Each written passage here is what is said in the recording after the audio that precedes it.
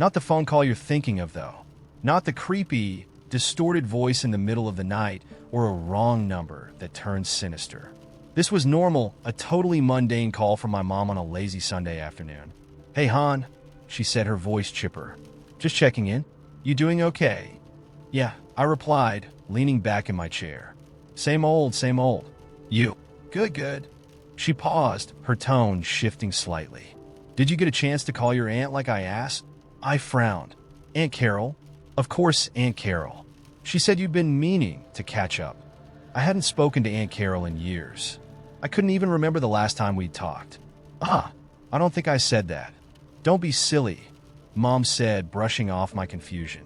"You called her last Thursday, remember? You said it was nice hearing her voice again." I blinked.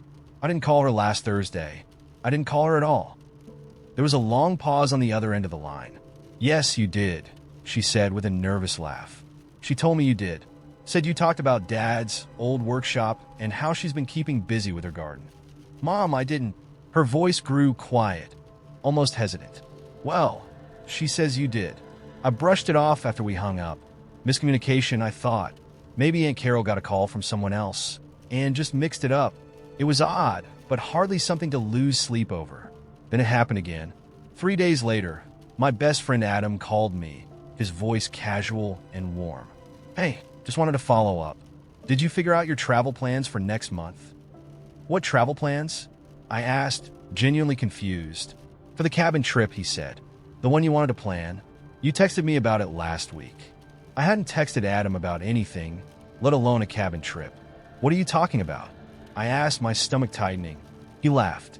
"Dude, are you messing with me? You sent me a whole thing about wanting to go off-grid for a weekend. Said you found a spot you liked, even sent a link. Hold on, I'll read it." There was a rustling on his end as he scrolled through his phone. "Here. Hey man, I found this awesome cabin in the woods. Totally isolated. No Wi-Fi. Perfect for a recharge. Thinking we could hit it in mid-December. What do you think?" I sat there, frozen. "I didn't send that," I said slowly. Yeah, you did." "No," I said louder this time. "I didn't. Adam hesitated." "Okay, maybe I'm remembering wrong. Whatever, let's just figure it out later." But I couldn't shake the feeling. Someone or something was pretending to be me. The incidents started piling up after that. Friends would text me about conversations I hadn't had, plans I hadn't made. My coworker, Sarah, thanked me for lunch recommendations I didn't give. A neighbor I barely knew waved at me in the parking lot, saying, "Thanks for the chat the other night." By the end of the week, I was paranoid. My phone became an obsession. Every notification setting me on edge. I went through my call logs, texts, emails, everything, but there were no records of the conversations people insisted we'd had. It was like some shadow version of me was living a life I couldn't see. Then came the first voicemail. It was late, past midnight, and my phone buzzed on the nightstand. When I saw the missed call, the number was my own. The voicemail was short. "Don't trust it." The voice on the recording was mine. I didn't sleep that night. The next morning, I called my phone carrier, desperate for answers. They assured me there was no way my number could call itself, no technical glitch that could explain what had happened. I changed my passwords, installed every security app one could find, but the feeling of being watched only grew stronger. The second voicemail came 2 days later. "Get out of the apartment." Again, it was my voice. I stood in the middle of my living room, staring at my phone, trying to calm the rising panic in my chest. "Who are you?" I whispered, as if the phone would respond. The lights flickered. It was subtle at first, just a brief stutter, but then they started going out entirely one by one.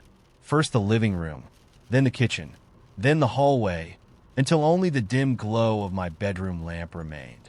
And then that went out too. The apartment plunged into silence, thick and suffocating. I held my breath, every muscle tensed, straining to hear anything beyond the sound of my own heartbeat. Then I heard it, a faint scratching sound coming from the front door. I grabbed the nearest thing I could find, a heavy metal candlestick, and crept toward the noise. The scratching stopped. I stood there, staring at the door, my heart pounding in my ears. And then, slowly, I saw the handle begin to turn. I didn't wait. I swung the door open, ready to confront whatever was on the other side. But the hallway was empty. On the floor, just outside my apartment, was a note. In handwriting identical to mine, it read, "It's too late." The hum started, then a low, thrumming vibration that seemed to come from everywhere and nowhere. The walls trembled, the air thickened, and the edges of the hallway seemed to blur, as if the world itself was unraveling. And then I saw it. At the far end of the hallway stood a figure. It looked like me, same height, same build, same face, but its movements were wrong. Jittery, unnatural. Its head tilted to one side as it took a step toward me, then another, faster and faster, until it was running. I slammed the door shut, my hands shaking, and backed away. The lights flickered back on, and the hum stopped.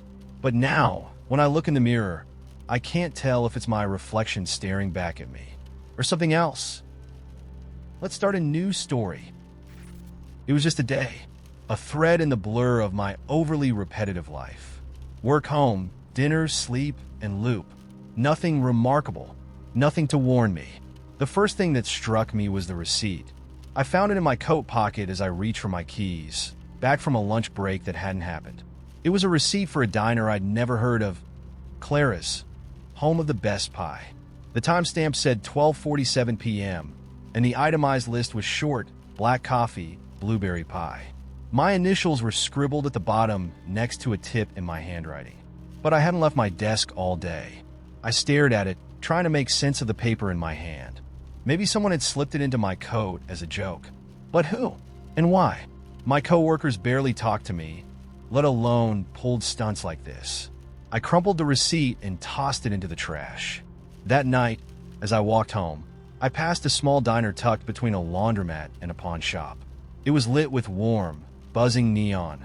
Clara's, home of the best pie. I froze. My stomach churned.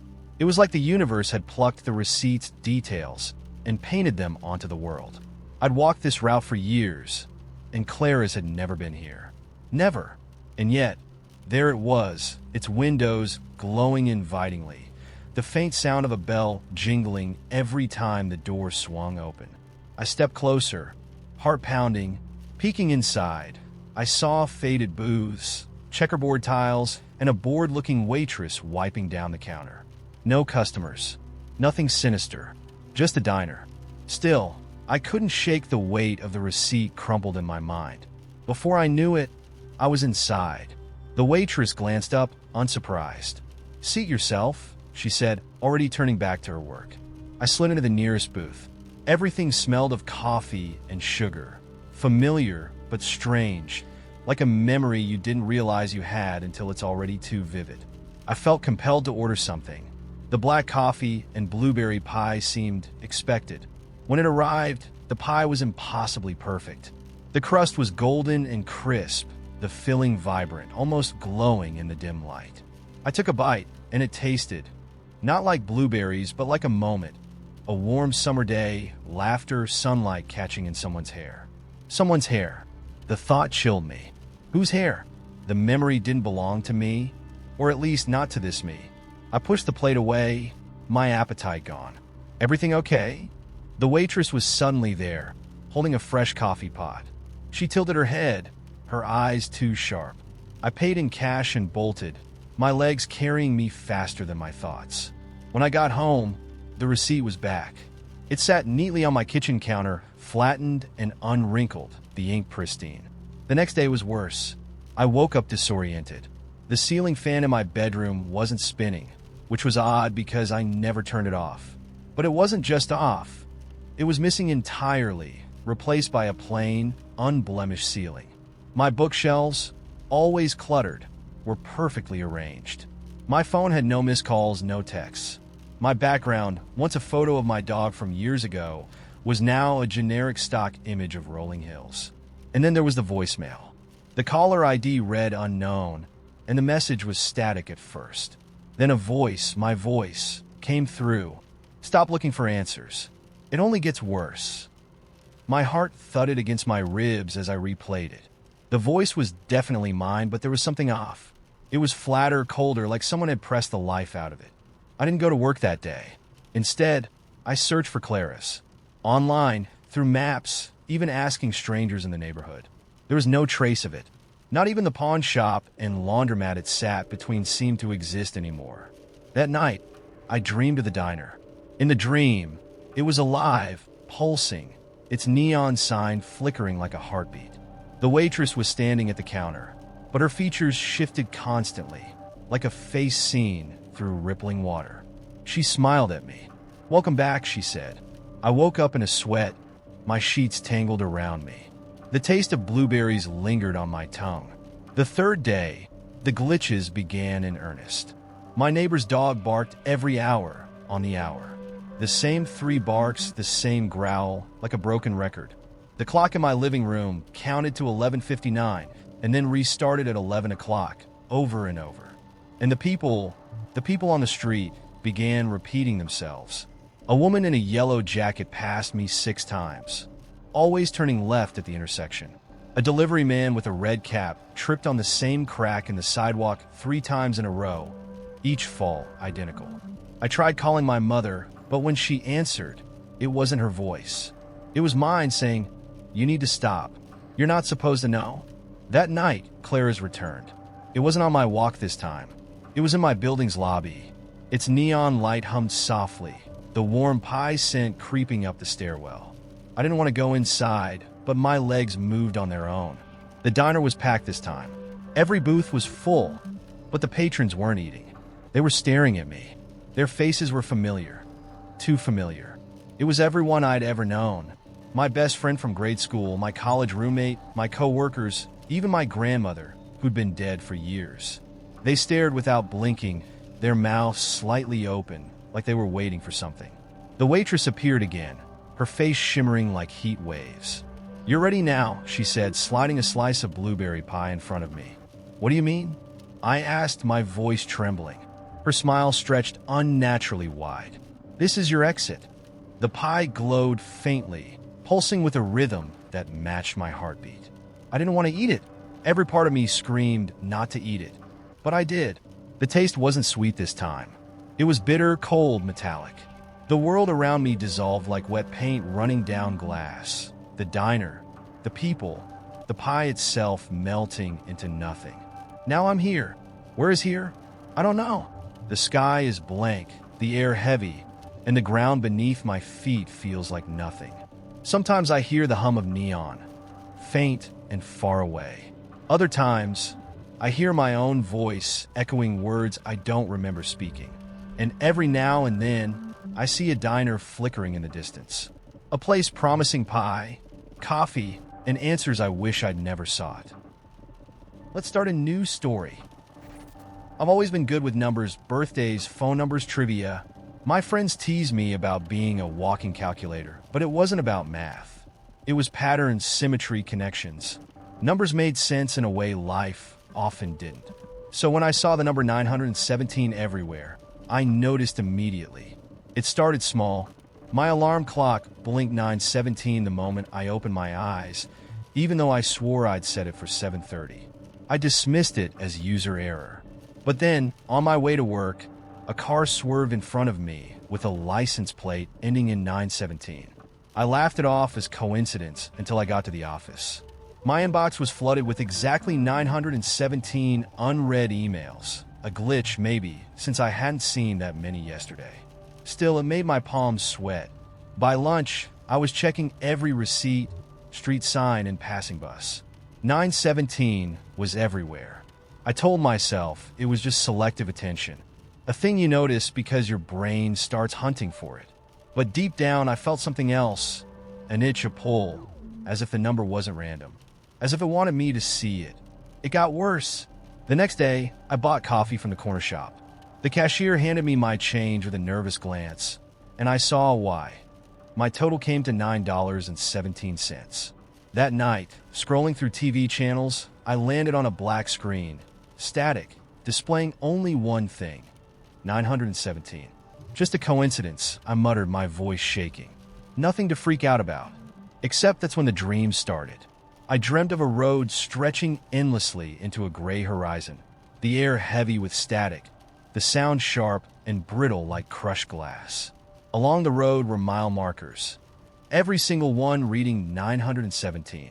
Sometimes I saw figures on the roadside, watching me. They didn't move, didn't speak. Just stood there, their faces obscured. When I woke, my phone buzzed on the nightstand. A message notification blinked at me. Unknown number, it's time. I stared at it, my mouth dry, before swiping it away. This was ridiculous. Paranoia, exhaustion, my brain playing tricks. But the message didn't disappear. Unknown number, 917. My chest tightened as the screen went black, then lit up again. My phone wasn't locked anymore. It opened to my contacts, but every name had been replaced with a single number, 917. I turned the phone off, threw it in a drawer, and decided I needed to clear my head. Outside, the streets were unnaturally quiet. The usual bustle of the city was muted, like someone had dialed the volume down. No sirens, no car horns, just a faint whisper of wind. I walked aimlessly for what felt like hours, trying to convince myself this was all in my head, until I saw the clock. A towering digital display above the old movie theater, blinking red against the night sky. It didn't show the time, just 917 repeated over and over. The numbers burned into my vision long after I looked away. I turned a corner and saw him. A man stood beneath a streetlight, tall and lean, his face shadowed by the brim of a dark hat. He didn't move as I approached, but something about him felt off, like a picture out of focus. "Who are you?" I called out, my voice trembling. The man tilted his head, and when he spoke, his voice didn't match his face. It was layered, overlapping, as if a dozen people were speaking at once. "You know." I shook my head. "I don't. What's going on? Why do I keep seeing?" "Because you asked for it," he said, stepping closer. His face came into view, and my breath caught in my throat. It was my face. Not just similar, exact. Every scar, every imperfection, even the tiny mole by my jawline. But his expression was different. Calm, amused, like he knew something I didn't. "You don't belong here," he said. "What are you talking about?" He smiled, teeth too white, too perfect. "You're starting to remember, aren't you? The patterns, the pull. You came back, but you weren't supposed to." I stumbled back, shaking my head. "I don't understand." "You will." He gestured to the street behind me, and when I turned, I froze. The city was gone. In its place was the road from my dreams, stretching endlessly into the gray horizon.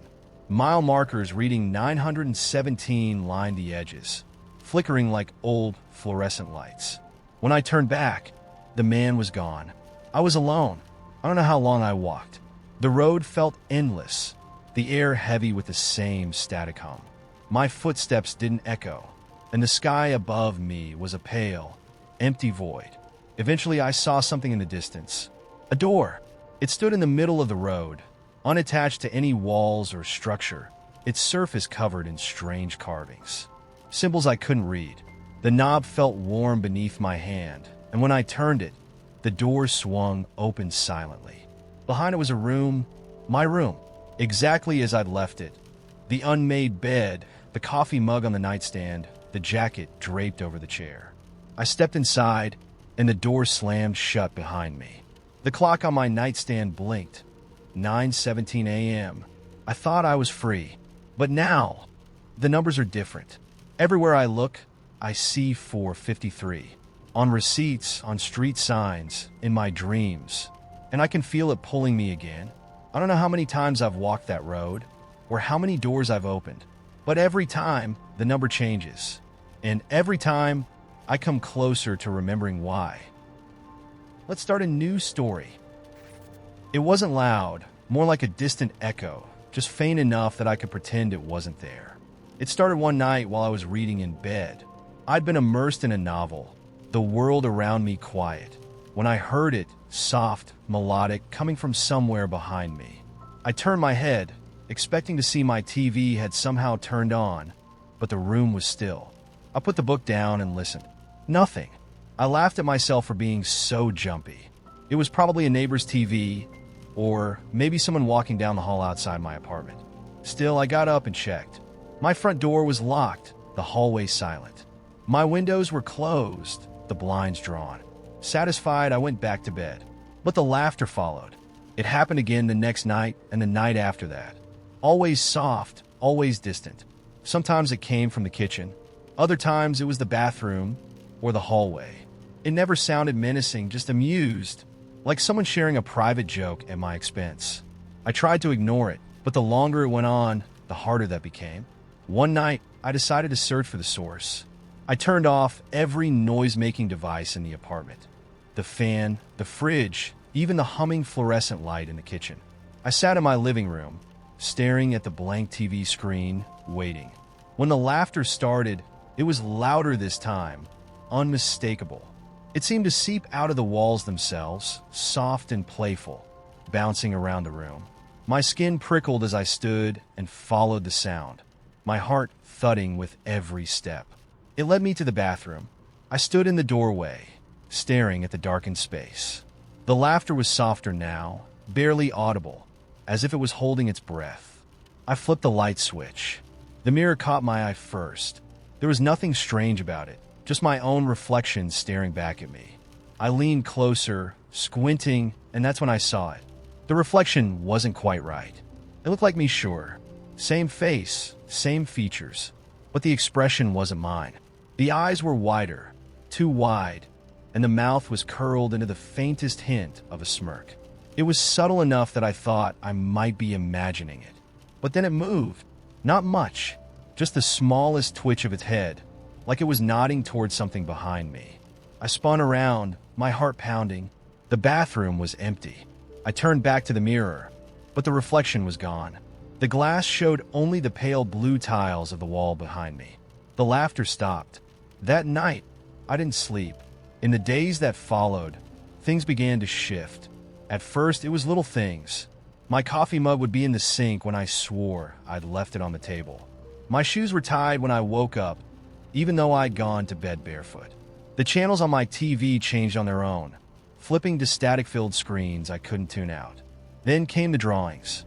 It started with one, a crude, childlike sketch in black ink on the inside of my front door. It was a figure, roughly humanoid, with long arms and a wide, jagged grin. I tried scrubbing it off, but the ink wouldn't budge, no matter how hard I scrubbed. The next day, there were more. The figures appeared on my bedroom wall, my bathroom mirror, the inside of my closet.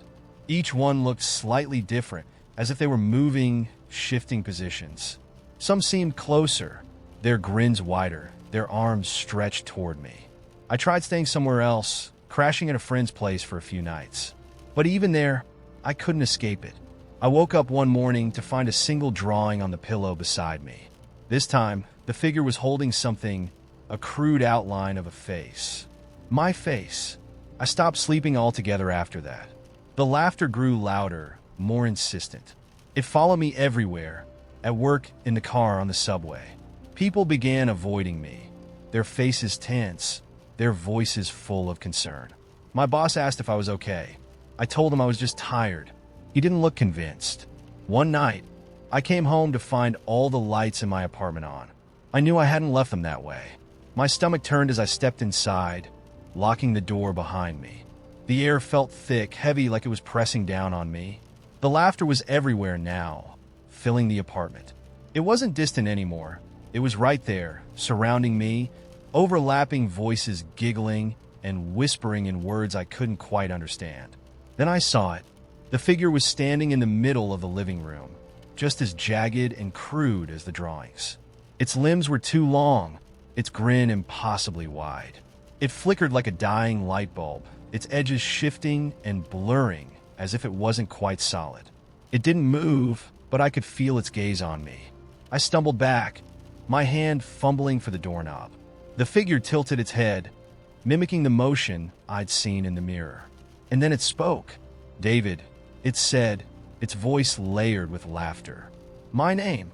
It knew my name. I ran. I didn't stop running until I was halfway across town, gasping for breath under the harsh glow of a street lamp. I didn't go back. That was a week ago. Now I'm staying in a motel, trying to piece together what's happening. But the laughter hasn't stopped. It's in the walls, the water pipes, even the static of the TV. The figures are appearing again, too. This time in the condensation on the bathroom mirror, the smudges on the motel windows. And last night, I woke up to find a new drawing on the ceiling above my bed. It was different this time, more detailed. The figure was still smiling, but it was closer now, its long arms reaching downward. The ink was wet. I don't know what it wants. I don't know if it's real or if I'm losing my mind. But every time I close my eyes, I hear it whispering my name, and I know it's only a matter of time before it reaches me. Let's start a new story. I didn't want the couch.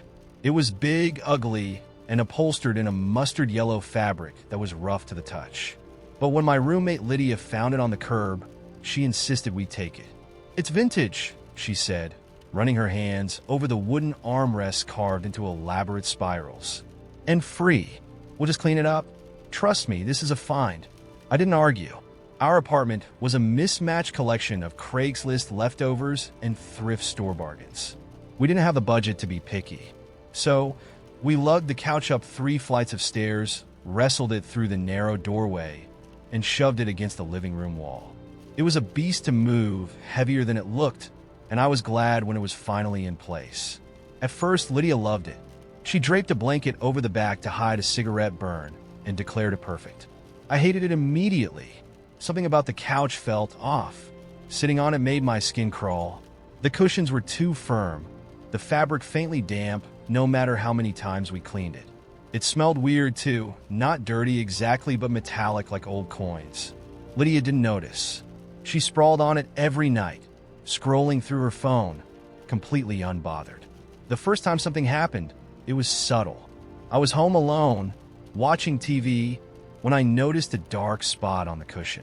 I thought it was a stain we'd missed, but when I leaned closer, the spot shifted. It moved, slow and deliberate, sinking into the fabric like ink spreading through paper.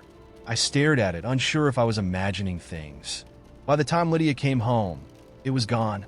I told her about it, but she just laughed. "You're probably just tired," she said. "It's a couch, not a monster." That night, I dreamed of the couch. I was lying on it, unable to move, the cushions pressing into me like quicksand. The room around me was dark, and something was in the corner, just out of sight. I could hear it breathing, shallow and wet, as the couch pulled me deeper into its fabric. I woke up gasping, my heart racing, the taste of copper sharp on my tongue. The next morning, I found Lydia sitting on the couch, staring at the wall. Her phone was in her lap, untouched, and her face was pale, almost gray. "You okay?" I asked, but she didn't respond. She blinked slowly, like she was coming out of a trance, and looked at me with unfocused eyes. "Yeah," she mumbled. "Just zoned out. Weird dreams." After that, things got worse. Lydia started spending more and more time on the couch. Her usual energy drained away. She stopped going out with friends, stopped caring about work. When I tried to talk to her, she brushed me off, saying she just needed to relax. But the way she sat there, staring blankly ahead, made my stomach churn. The couch began to change, too. At night, I swore I heard it creak like something shifting beneath the cushions. The metallic smell grew stronger, and I started finding faint, reddish stains on the fabric. They were small, almost unnoticeable, but no matter how hard I scrubbed, they wouldn't come out. Sometimes, when I walked past it, I thought I saw the cushions subtly rise and fall, like the couch was breathing. I stopped sitting on it entirely. Lydia didn't seem to notice, or maybe she didn't care. She spent hours on the couch now, barely moving, her eyes glazed over. Her skin looked waxy, and she'd started losing weight. I begged her to see a doctor, but she just shook her head. One night, I woke to the sound of whispering. At first, I thought it was Lydia talking in her sleep, but when I stepped into the living room, the sound was coming from the couch. It was faint, almost inaudible, but I could make out words, fragments of sentences in a language I didn't recognize. The air felt thick and heavy, and the room was colder than it should have been. I backed away slowly, too scared to breathe. The next day, Lydia was worse. She didn't get up at all, just sat slumped on the couch, her head lolled to one side. Her lips were cracked and dry, and her fingers twitched as if she were dreaming with her eyes open. I tried to shake her, to pull her off the couch, but she pushed me away with a strength that shocked me. "Don't," she hissed, her voice low and guttural. "It doesn't like that." That night, I decided to get rid of the couch. I waited until Lydia was asleep, or whatever passed for sleep now, and dragged it to the curb. It fought me the whole way, the weight of it almost impossible to move. By the time I got it outside, I was shaking with exhaustion, but I felt a strange relief. It was over, or so I thought. When I woke the next morning, the couch was back. It sat in its usual spot, as if it had never left, the cushions slightly indented, like someone had just been sitting there. Lydia was curled up on it, her face turned toward the wall. I screamed at her to get up, to help me, but she didn't move. I grabbed a knife from the kitchen and slashed at the couch, desperate to destroy it. The blade tore through the fabric, but instead of stuffing, something dark and viscous oozed out. The smell hit me instantly, metallic and sweet like blood and rot. I gagged, dropping the knife, and stumbled back as the couch seemed to shudder, the fabric rippling like a living thing. Lydia sat up suddenly, her eyes wide and terrified. "You shouldn't have done that," she whispered. "It's awake now." The room grew darker, the air heavy with an oppressive weight. The couch groaned, the sound deep and guttural, and the shadows around it began to shift. I grabbed Lydia's arm, pulling her away, but she screamed and clawed at me, trying to get back to it. I don't remember how I got out of the apartment. The last thing I saw was the couch, its cushions splitting open to reveal something writhing beneath the fabric. Something alive, something hungry. I never went back. I left everything behind. My things, my home, even Lydia. She wouldn't leave, no matter how much I begged. I called the police, but when they arrived, the apartment was empty. No coats, no Lydia. Just a faint metallic smell lingering in the air. Sometimes, late at night, I think I hear it, the soft creak of wood, the faint whisper of a voice calling me back. And sometimes I almost go. Let's start a new story. The chessboard appeared on my dining room table. I didn't own a chessboard. At first, I thought it was a mistake. Maybe a neighbor had left it while I was out, though the idea didn't make sense. Nobody in my building ever came over, and certainly not with gifts. But there it was, a heavy wooden board, its squares carved with intricate detail, and pieces already set up as if mid-game. The white side was facing me. I stood there for a long time, staring at it. My grandfather had loved chess, more than just about anything. Every Sunday growing up, I'd sit across from him at his small kitchen table while he taught me how to lose with grace. He always won, of course, but he'd do it kindly, explaining his moves, his voice calm and patient. "Chess is life, Ollie," he'd say, tapping his temple. "It's not about the pieces. It's about what you see coming." I used to think he was full of it, but now, standing in my apartment, staring at this impossible board, I wasn't so sure. I circled the table, half expecting some note or explanation to be tucked beneath it. But there was nothing, just the board and its pieces. I reached out, hesitating for a moment, and picked up the white knight. It was warm. I dropped it immediately, stumbling back. The piece clattered to the floor, but as soon as it hit the wood, the temperature in the room shifted, colder, sharper. I glanced at the board again, and my stomach twisted. The knight was back in its original position. I stared, my breath catching in my throat. Maybe I was tired. Grief does strange things to people, I'd been told. But this wasn't grief. I stepped closer, my eyes locked on the board. Something about it seemed wrong now. The carving was too sharp, the lines too deliberate. The pieces themselves weren't just standard pawns and queens. They had faces, grotesque and twisted, their expressions frozen in anguish. I hadn't noticed that before. The air in the room shifted again, and for a moment, I thought I heard something. A faint whisper, just at the edge of hearing. "Your move." I froze. The sound wasn't coming from anywhere. It was everywhere. Soft, insistent, like a breeze brushing against my mind. "Who's there?" I demanded, though my voice sounded smaller than I'd hoped. The only reply was silence. I should have walked away, should have thrown the board out the window, or left the apartment entirely. But instead, I sat down.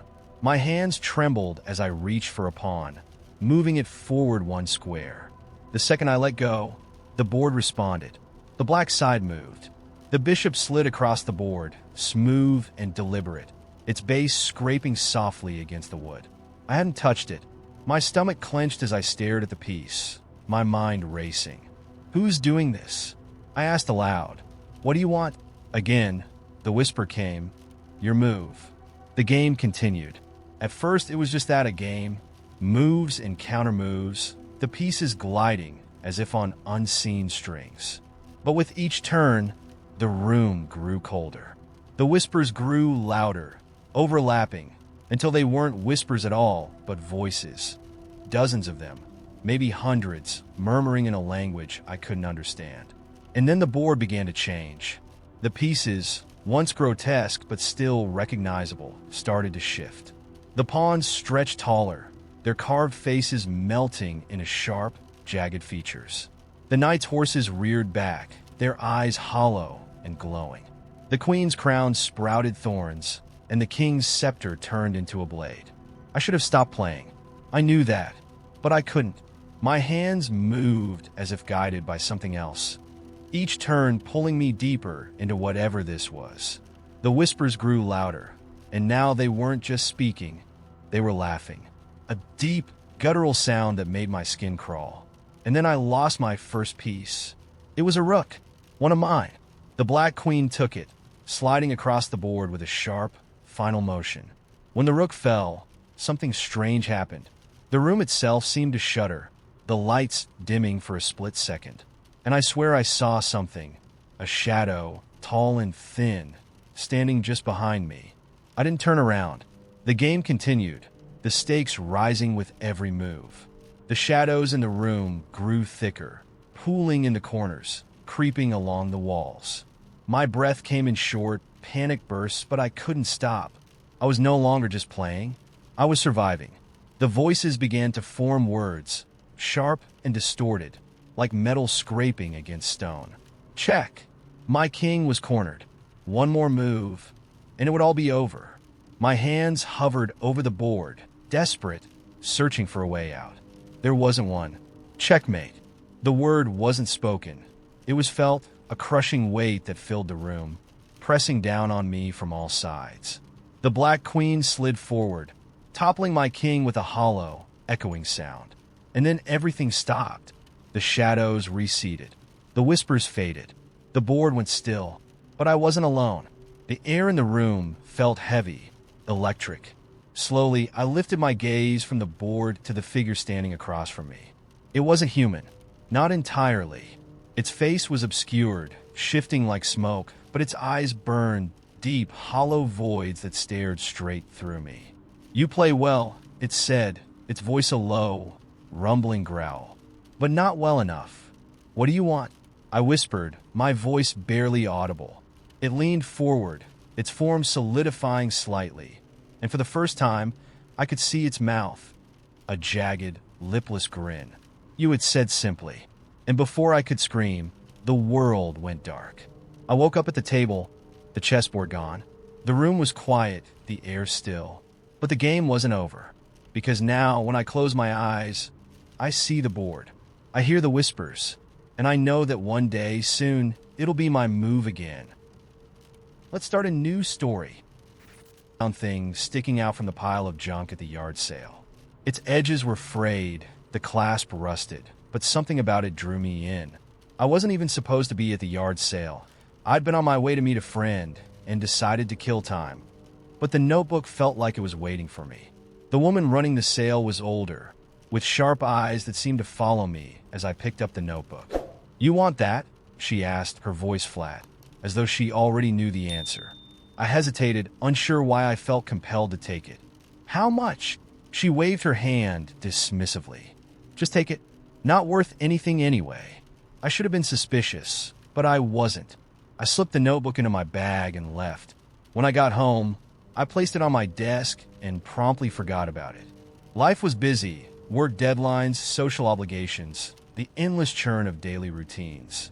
It wasn't until a week later, on a quiet evening when I found myself with nothing to do, that I remembered the notebook.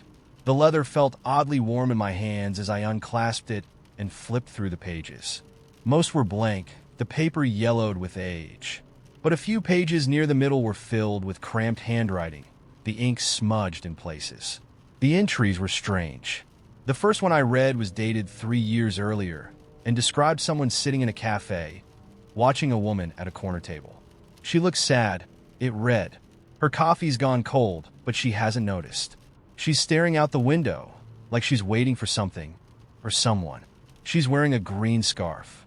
I frowned, confused. It wasn't a diary entry exactly. There was no I in the text, no personal reflections. It read more like an observation, as if someone were narrating a scene they'd watched unfold. I flipped to another entry, dated 2 weeks after the first. This one described a man on a park bench, feeding pigeons. He's older, wearing a navy coat. His shoes are scuffed, the leather cracked. He checks his watch every 5 minutes, but he doesn't seem to be waiting for anything. Just habit. The pigeons scatter when a dog barks in the distance. Again, no context, no explanation. Just a moment, captured in unsettling detail. I kept reading, and the entries grew stranger. They described people in increasingly private moments. A woman crying in her car, a man pacing in his apartment, a teenager arguing with someone on the phone. The level of detail was unnerving. These weren't scenes you could casually observe. Whoever wrote this had been close, too close. Then I turned to the last written page, and my breath caught. The entry described me. She's sitting at her desk, the notebook open in front of her. Her hair's tied back, loose strands falling into her face. She frowns as she reads, her lips moving silently with the words. The room is quiet, except for the faint hum of the fridge in the kitchen. She doesn't know yet. The pen slipped from my hand, and I stared at the page, my pulse pounding in my ears. My first instinct was to laugh it off, to convince myself it was a coincidence, some strange prank. But my skin prickled, and I couldn't shake the feeling that someone was watching me. I turned, glancing around the room, but of course, I was alone. I slammed the notebook shut and shoved it into a drawer. For the rest of the night, I couldn't concentrate. Every sound seemed louder, every shadow longer. I told myself it was nothing, that I was overreacting. But when I finally went to bed, I dreamed of pages turning, of words appearing on paper in a spidery, inhuman script. The next morning, I couldn't resist. I pulled the notebook out of the drawer and opened it to the last page. Another entry had appeared. She's holding the notebook again. Her hands tremble as she turns the pages. She looks over her shoulder, but she won't see me. Not yet. I dropped the notebook, my stomach churning. The words were fresh, the ink still slightly wet. It couldn't be possible. I hadn't touched the notebook since last night. No one else had been in my apartment. I wanted to burn it, to throw it away, to get rid of it in any way possible. But I couldn't. The notebook felt alive now, like it had tethered itself to me. Even when I wasn't holding it, I felt its presence, a faint hum in the back of my mind. Over the next few days, the entries kept appearing. Each one described me in real time. Eating breakfast, scrolling on my phone, locking the door as I left for work. The handwriting grew more erratic, the lines slanting and overlapping. She's ignoring me. One entry read, "She doesn't understand. She's mine." I stopped sleeping. Every creak of the apartment made my heart race. I taped over the peephole on my door, unplugged my laptop's camera, even started covering the mirror in my bedroom at night. But it didn't help. The notebook knew everything. And then one night, I woke to find the notebook open on my desk, even though I hadn't touched it in hours. The latest entry was short, just 3 words. "I'm coming in." My blood turned to ice. I stared at the page, too terrified to move. Then I heard it, a soft, deliberate knock at my door. I didn't answer. I didn't move. I just sat there, staring at the notebook, waiting for the knocking to stop. It didn't. When I finally worked up the courage to look through the peephole, there was no one there. Just the empty hallway. I haven't opened the notebook since. I can feel it, though, sitting in its drawer, waiting for me. Sometimes I hear the faint scratch of a pen, like someone writing furiously in the dark. And I know that if I open it again, I'll find my name scrawled across every page. And one day, maybe soon, the knocking won't stop. Let's start a new story. The first odd thing happened on a Sunday morning. My neighbor Helen knocked on my door and handed me a casserole dish I'd never seen before. "Thanks for letting me borrow this," she said, smiling warmly. "You still here?" Confused. "I didn't lend you a dish, Helen." Her brow furrowed, then smoothed out like she decided I was joking. "Of course you did. Last week. Remember? The lasagna." I didn't remember. I didn't even own a dish like that. Ceramic, painted with tiny blue flowers around the rim. I opened my mouth to protest, but stopped myself. She meant well, and arguing felt pointless. I took the dish, nodded, and shut the door. The next day, it was my landlord. I was coming back from the grocery store when I ran into him in the lobby. He waved me over, holding a manila folder. "Got your maintenance request," he said. "Plumber's coming by tomorrow. Shouldn't take more than an hour." I blinked. "Maintenance request? I didn't send one." He chuckled. "Sure you did. Sent it last week. Leak under the sink." There was no leak under my sink. I told him so. His expression faltered for just a moment before the same placating smile Helen had worn spread across his face. "Must have been a mix-up then. Don't worry, we'll get it sorted." He patted my shoulder and walked away before I could respond. When I got back to my apartment, I checked under the sink. Dry as a bone. By Wednesday, I started noticing other things. Little things. I'd open a cabinet and find jars of spices I didn't recognize. I'd wake up to texts from numbers I didn't know, referencing conversations I hadn't had. Once, I found a pair of boots in my closet, a size too big, scuffed and muddy, though I hadn't bought new shoes in years. I told myself I was just forgetful, distracted by work, maybe tired, but the doubts gnawed at me. Then Thursday happened. I was at the coffee shop around the corner, waiting for my order, when a man approached me. He was tall, wearing a threadbare suit that looked like it belonged to another era. His face was pale, his eyes sunken and framed by dark circles. "You left this," he said, holding out a notebook. "It wasn't mine." I shook my head. "Sorry, I think you've got the wrong person." The man didn't move. He held the notebook closer, his bony fingers trembling ever so slightly. "You left this," he repeated, his voice quiet but insistent. I reached out reluctantly, taking the notebook just to get him to leave me alone. The leather cover was worn, the corners frayed. My initials were embossed on the front. My stomach twisted. "Where did you find this?" "You left it," he said again, then turned and walked out the door. I flipped the notebook open. The pages were filled with handwritten notes, sketches, and dates, all in my handwriting, but it wasn't mine. I didn't recognize the notes. They referenced places I'd never been, people I'd never met. The sketches were strange, too, vague shapes that looked like buildings, spirals, and jagged lines that hurt my eyes if I stared too long.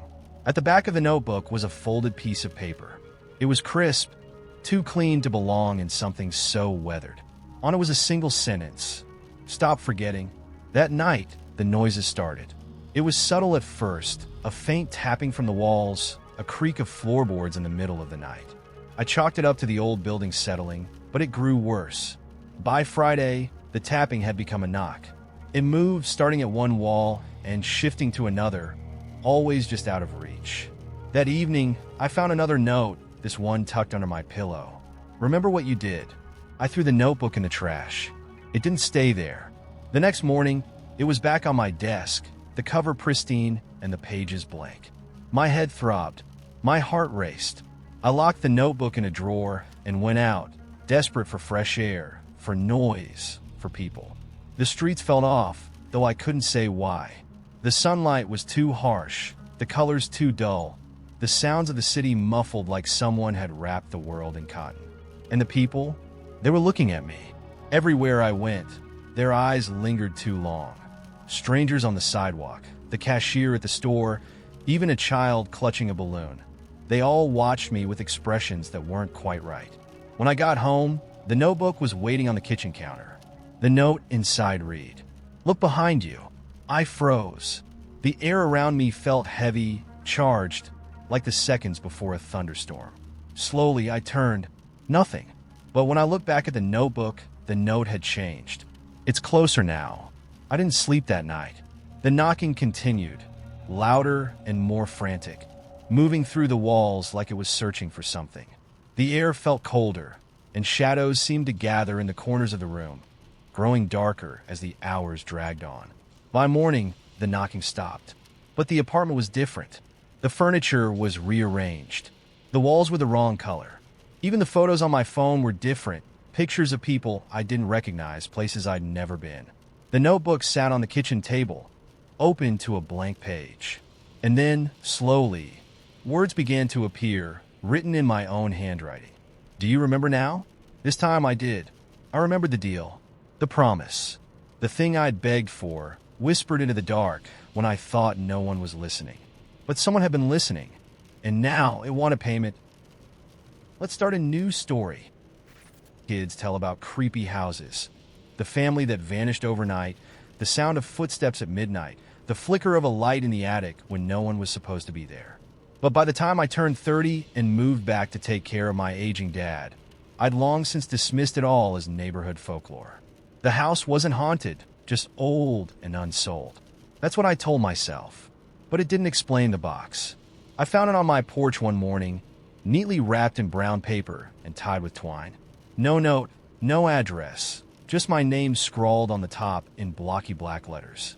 It was small, about the size of a shoebox, and surprisingly heavy. I don't know why I hesitated before bringing it inside. Maybe it was the way it looked, too deliberate, too placed, like someone had been waiting for me to find it. When I finally opened it, I found a stack of Polaroid photos. They weren't mine. The first few were ordinary. A swing set in a backyard, a row of rose bushes, a white picket fence. But as I flipped through, I realized they all shared one detail.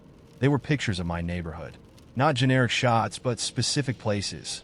My driveway, my dad's shed, the maple tree outside my bedroom window.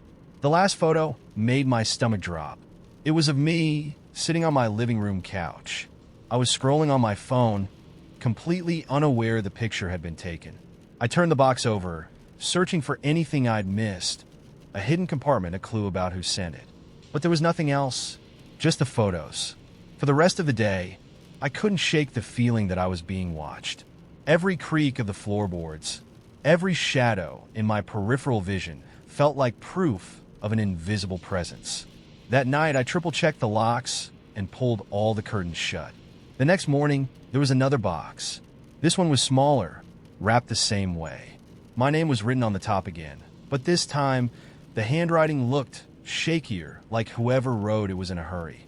Inside was a single Polaroid, the house at the end of the cul-de-sac.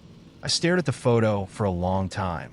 The house looked the same as it always had. Peeling paint, boarded windows, the overgrown lawn swallowing what was left of the driveway. But the longer I looked, the more details I noticed. There was a faint outline of a figure in the upstairs window, almost too blurry to see.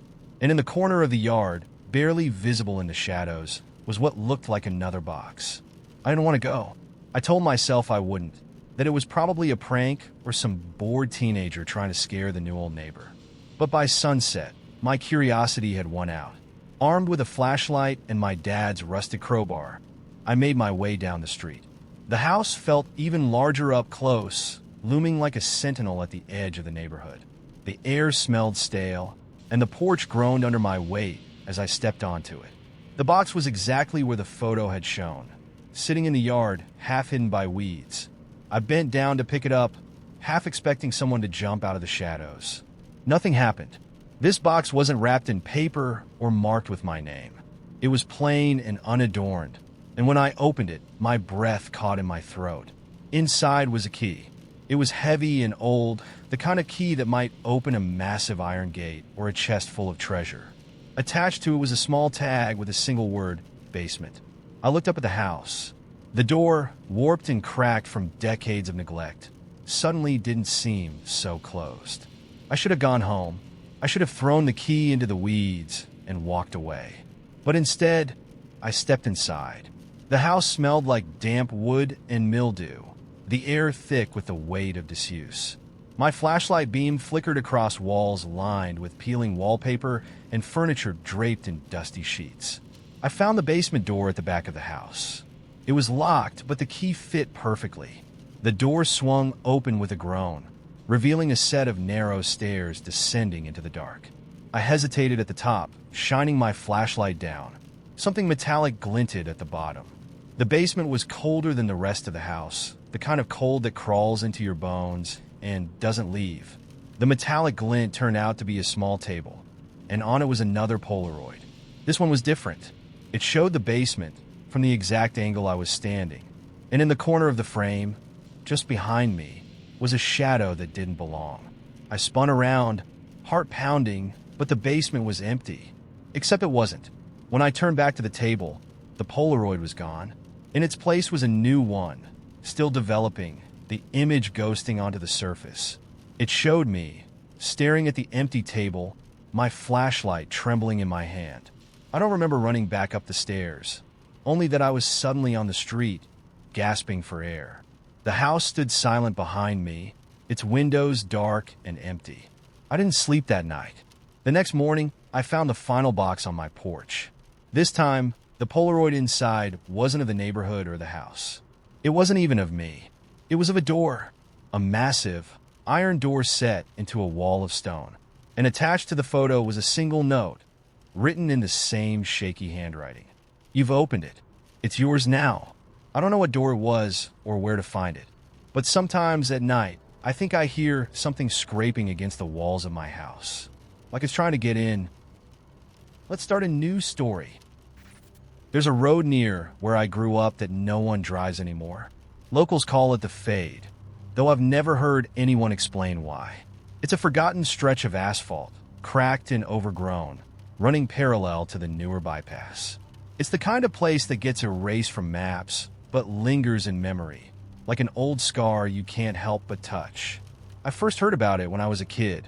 My friends and I would trade stories about the strange things people claimed to have seen there. A car that vanished into thin air. A woman walking along the shoulder at midnight who would suddenly disappear. Lights flickering in the trees where no houses existed. We scared ourselves silly with the tales, but never dared to go near it. Not until last month. I'd moved back to town after years away, chasing work and relationships that never quite stuck. One night, while visiting my parents, my dad mentioned the road over dinner. They're talking about tearing it up, he said. Finally, about time they got rid of it.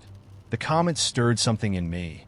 Nostalgia, maybe, or a need to prove to myself that the stories weren't real. That I wasn't still that scared kid sitting around a flashlight-lit circle. So, that night, I decided to drive the Fade. It was easy enough to find.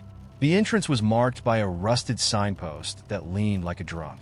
As I turned onto the road, my headlights illuminated a narrow path lined by dense trees. The pavement was warped and buckled, like an ancient wound being overtaken by nature. The first thing I noticed was the silence. I hadn't seen another car on the way, and now there was no sound but my engine and the crunch of gravel under my tires. Even the cicadas, which had been deafening earlier, seemed to have stopped. I drove slowly, my eyes darting between the road ahead and the trees. The stories came rushing back. The woman, the lights, the vanishing car. I felt a twinge of embarrassment for letting myself get so worked up. It was just an old road. Then the radio turned on. I hadn't touched it. I'm sure of that. It wasn't tuned to any station, just static, low, and crackling. I reached for the dial to shut it off, but the static shifted, and I froze. Beneath the noise, I could hear something faint. A voice. It was whispering. I leaned closer, straining to make out the words, but they were too garbled, too soft. Then it stopped, as abruptly as it had started, and the radio went silent. I laughed nervously, trying to shake off the chill crawling up my spine. Just interference, I muttered. Old wiring. Ahead, the road curved sharply to the left, and for a moment, my headlights caught something in the trees, a figure. A man, standing just off the shoulder, his back turned to me. He was dressed in what looked like a suit, but it was hard to tell. His outline blurred, like looking at an image through heat waves. I hit the brakes, my tires skidding slightly on the loose gravel. My heart was pounding as I stared at the spot where he'd been, but there was nothing there now. Just shadows and trees. I told myself it was a trick of the light, that my eyes were playing games in the dark. I kept driving, The road seemed longer than I remembered. Much longer. The trees closed in tighter, their gnarled branches twisting like claws. The air inside the car grew heavy, the temperature dropping noticeably. My breath fogged the windshield. That's when I saw the lights. They were faint at first, flickering in the distance like will-o'-the-wisps. I thought maybe it was another car, but as I got closer, I realized they were coming from the trees. Dozens of them, floating like lanterns but too erratic in their movement. They pulsed, glowing brighter, then dimmer, as if breathing. I should have turned around. I should have floored it back to the main road and never looked back. But something kept me moving forward, something more than curiosity. A pull like gravity, drawing me deeper into the fade. The lights followed me. They bobbed and weaved through the trees, keeping pace with the car. I could see them out of the corner of my eye, flickering just beyond the windows. When I glanced in the rearview mirror, they were there too, trailing behind like a swarm of fireflies. Then the engine sputtered. I slammed my foot on the gas, but the car slowed, choking and jerking as if something was pulling it back. The lights grew brighter, crowding closer, until they filled the entire rearview mirror. I could feel the hum of them vibrating through the air, through my chest. The engine died. I sat there, gripping the steering wheel so tightly my knuckles ached. The lights were all around me now, pressing against the windows, their glow seeping into the car. And then I saw them. Faces. Dozens of them, pale and distorted, shifting within the lights like reflections in water. They weren't human. Their features were wrong. Too stretched, too angular, their mouths opening and closing in slow, soundless movements. Their eyes, black and endless, locked onto mine, and I felt a wave of nausea, like I was being pulled out of myself, drawn into those bottomless voids. The whispers started again, louder this time, a cacophony of overlapping voices, speaking in a language I couldn't understand. It wasn't just sound, it was a feeling, an invasion, pushing into my head, twisting my thoughts. I don't remember getting out of the car, but suddenly I was standing on the road, the lights circling me. The whispers grew into a roar, and I felt the ground shift beneath my feet. The air around me shimmered, and for a brief, horrifying moment, I saw something beyond the trees. A landscape of blackened earth and jagged spires, stretching into an orange-tinged sky. Creatures moved in the distance, their shapes too alien to comprehend, their movements fluid and wrong. The lights weren't lights, they were openings, windows into that place, and I realized too late that they weren't following me. They were guiding me. I ran. I don't know how long I ran, but when I finally collapsed, the lights were gone. The whispers were gone. The road was gone. I woke up in a ditch by the bypass, the rising sun painting the sky in soft pinks and oranges. My car was never found, and no one believed me when I tried to explain what had happened. I avoid that part of town now, but sometimes, late at night, I catch a faint flicker of light in the distance, and I wonder if the fade is waiting for me to come back. Let's start a new story. First, it was the sound of her laugh. We were at a small dinner party, one of those thrown-together gatherings with mismatched chairs and too many people crammed into a kitchen far too small. Maya was across the room, holding a glass of red wine, chatting with someone I didn't recognize, a man with dark curls and a sharp suit that didn't quite match the laid-back vibe of the evening. And then she laughed. Not the laugh I knew, the warm, unguarded one that lit up her whole face. This one was different, quieter, like it was meant just for him. The kind of laugh you give when you want someone to feel like the center of the universe. I tried to shake it off. It was just a laugh, right? I told myself I was being ridiculous, that years together meant I was bound to know her inside and out. And sometimes familiarity turns even the normal into something suspicious. But the thought clung to me like smoke, impossible to brush away. The cracks became more noticeable after that night. Maya had always been honest about her routines.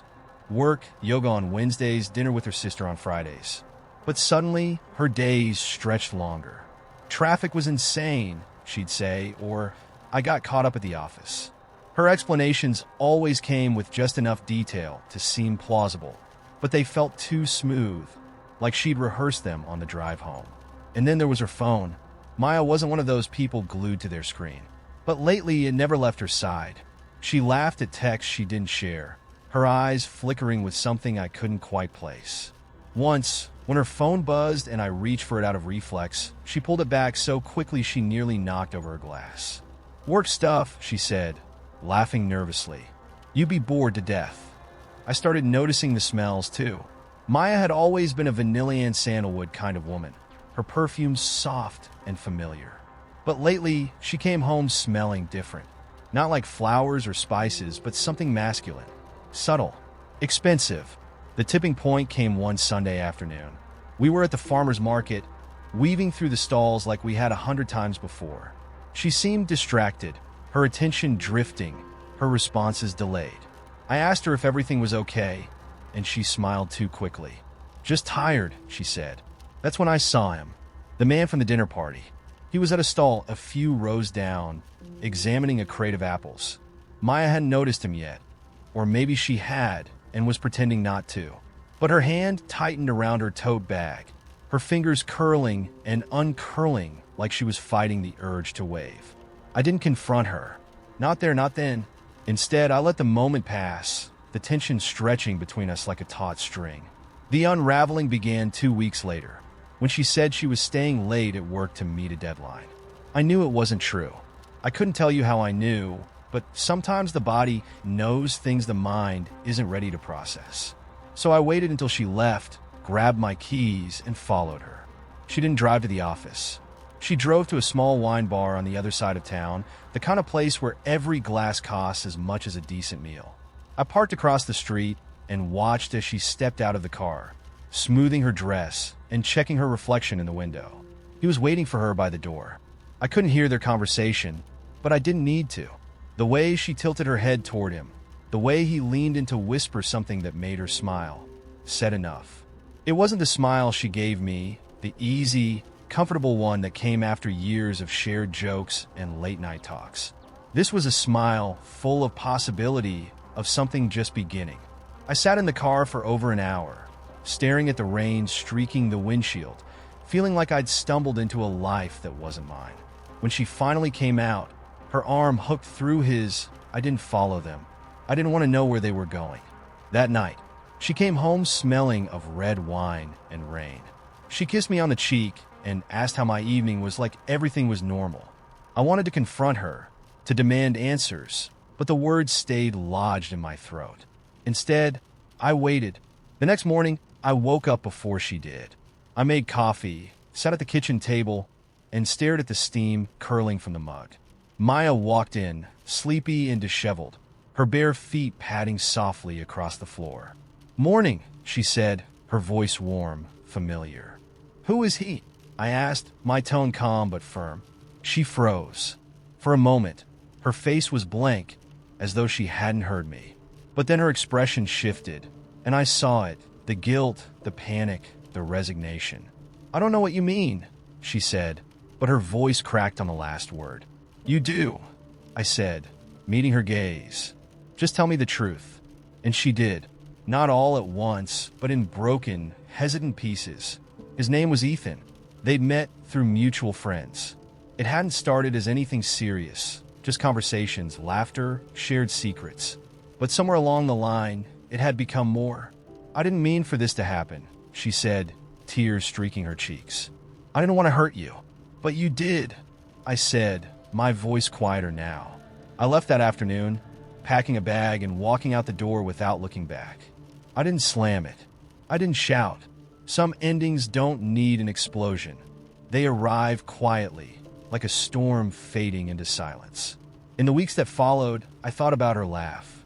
How it had been meant for someone else, long before I realized it. Some betrayals don't begin with lies. They begin with a laugh in another room, one that doesn't belong to you. Let's start a new story. I recognized the number, and for a moment, I debated letting it go to voicemail. But something about the time, the precise oddness of it, made me answer. "Hello," I croaked, my voice thick with sleep. There was silence on the other end. No breathing, no static, just a faint emptiness that somehow felt deliberate. Then, finally, a voice. "It's ready." The call ended. I sat there in the dark, staring at my phone, half convinced I'd dreamed the whole thing. But when I checked the call log, it was there.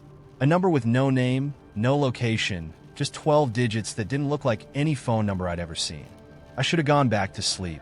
I should have put the phone down, rolled over, and forgotten about it. Instead, I got up. Something in me buzzed, a thread pulled taut, like I was being reeled towards something I couldn't see. My apartment felt off. Not wrong, exactly, but like the air had changed, heavier, expectant.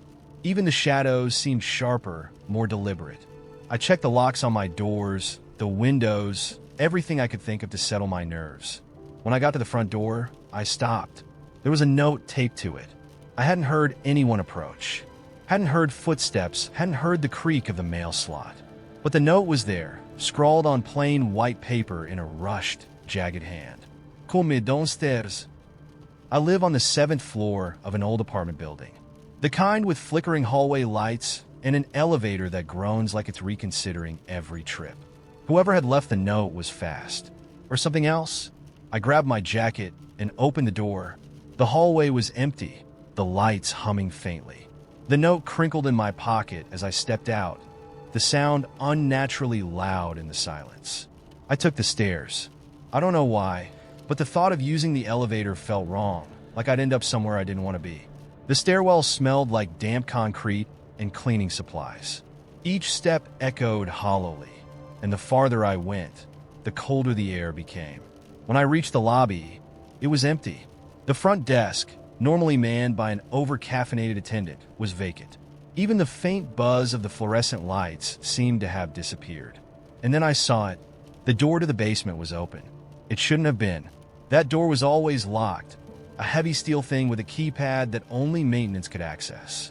But now it hung ajar, a sliver of darkness spilling into the lobby. The buzzing in my chest grew louder. My body felt heavy, like my bones were filled with lead, but my feet moved on their own. I crossed the lobby, my shoes scraping against the tiles, and pushed the door open wider. The basement stairs stretched downward into pitch blackness. The light switch on the wall didn't work, but I could see a faint glow at the bottom of the stairs. It pulsed softly, almost organic, like a heartbeat. "It's ready." The words from the call echoed in my mind as I descended, each step taking me closer to that strange, pulsing light. The air grew colder, thicker, almost suffocating. By the time I reached the bottom, my breath came in short, shallow gasps. The room at the end of the stairs wasn't the basement I'd expected. It was massive, far larger than the building should have allowed. The walls were smooth, almost liquid, reflecting the pale light that pulsed from a structure in the center. It wasn't a machine, or if it was, it didn't look like anything man-made. It stood about 7 feet tall, an irregular, twisting mass of metal and glass, its surface rippling like it was alive. The light pulsed from its core, dimming and brightening in a steady rhythm that matched my own heartbeat. I stepped closer, unable to stop myself. The machine, or whatever it was, seemed to respond, its light growing brighter as I approached. On its surface, I could see faint impressions, shapes that looked like hands pressing against the inside of the glass. "You came." The voice was behind me. I spun around, my heart leaping into my throat. A man stood at the base of the stairs. His face was pale, almost waxy, his eyes sunken and dark. He was smiling, but there was no warmth in it. "What is this?" I asked, my voice trembling. "You've been chosen," he said, stepping closer. "It's been waiting for you." "I don't understand." "You don't need to," he interrupted, his tone sharp. "It's simple. Step forward. Place your hand on the surface." "No," I said, backing away. "I'm not doing anything until you tell me what this is." The man's smile widened, and for the first time, I noticed his teeth. They were too perfect, too sharp, like they'd been filed into points. "It's not about what it is," he said. "It's about what it will be. What you will be." Before I could respond, the light from the machine flared, blindingly bright. I stumbled backward, shielding my eyes. The air filled with a low, resonant hum that vibrated in my bones. And then I heard it, a voice. Not the man's, not my own, but something else entirely. It spoke in a language I didn't recognize, its tone deep and commanding. The words wrapped around me, pulling me toward the machine. I tried to resist, but my body wouldn't listen. My feet moved on their own, carrying me closer to the pulsing light. My hand rose, trembling, reaching for the surface. "Don't fight it," the man said, his voice echoing in my ears. "This is what you were made for." As my fingers touched the machine, the light engulfed me. And then everything shattered. The room, the man, the machine, it all broke apart like glass, splintering into a million pieces. I felt myself falling, not downward, but outward, into a void of swirling light and sound. My body dissolved, my mind unraveling, and yet I remained suspended in the chaos. I don't know how long I was there. Time didn't exist. Space didn't exist. I was part of it, and it was part of me. And then, just as suddenly as it began, it stopped. I woke up in my apartment, lying on the floor, the note from the door clenched in my hand. The note was blank. Everything seemed normal, but it wasn't. The world feels thinner now, like I'm seeing it through a pane of glass. Sometimes I catch glimpses of things that shouldn't be there, shapes moving in reflections, cracks in the air. And at night, when the world is quiet, I can still hear the voice. It's ready. Let's start a new story.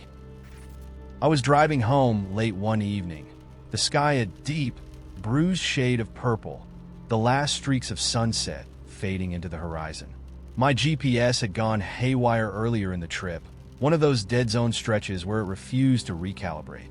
But I knew the area well enough, or at least I thought I did, so I wasn't worried. Until I saw the road. It wasn't on any map I'd seen, and I'd driven this route dozens of times. But there it was, branching off from the main highway, its pavement dark and smooth, as if freshly laid. A wooden sign stood at the edge, its white paint peeling but still legible. Ashwood Lane. I don't know why I turned. Maybe it was curiosity, or maybe it was something else, a subtle pull I didn't fully understand. The moment my tires hit the asphalt, I regretted it. The road was unnervingly quiet. No other cars, no distant hum of traffic. Just the muffled crunch of gravel under my wheels and the faint whisper of wind through the trees lining both sides. The branches arched overhead, forming a canopy that blocked out the fading light. At first, I told myself it was a shortcut. I'd end up back on the main road soon enough. But the longer I drove, the more I realized something was wrong. The road wasn't straight, it twisted and turned like it was trying to confuse me, the sharp curves forcing me to slow down. And the trees, they seemed to close in tighter with every bend. The air grew heavy, damp, carrying a faint metallic scent I couldn't place. My headlights flickered once, then again, and my stomach dropped. The first sign of trouble was the house.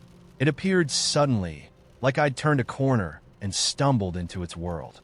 A tall, narrow structure, its dark wood siding warped and weathered, rising against the blackened trees. There were no lights, no signs of life, but I couldn't take my eyes off it.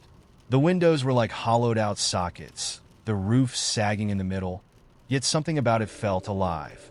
I kept driving, refusing to slow down, refusing to look for too long. But when I glanced in my rearview mirror, the house was gone. The second sign of trouble was the figure. It stood on the side of the road, just beyond the reach of my headlights. A person or something shaped like one, frozen mid-step as though caught in the act of crossing. My breath hitched, and I instinctively slammed on the brakes. The car skidded to a halt, the tires screeching against the pavement. When I looked up again, the figure was gone. I sat there for a moment, gripping the wheel, my heart pounding in my chest. The silence pressed against me, suffocating. Then I forced myself to keep driving. The third sign of trouble was the voices. At first, I thought it was the wind, a faint rustling that filtered in through the cracks in the windows. But then I heard it, a low murmur like a conversation just out of earshot.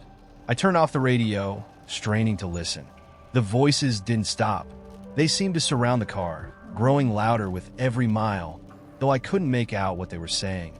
It was like a language I'd never heard before, its cadence sharp and uneven, punctuated by bursts of laughter that made my skin crawl. I rolled up the windows, locked the doors, and gripped the steering wheel tighter. My pulse thundered in my ears, drowning out the noise, but the voices were relentless. Then I saw the sign. At first, I thought it was a mirage, some trick of the shadows. But as I got closer, I realized it was real. A wooden sign, identical to the one at the start of the road, stood on the side of the pavement.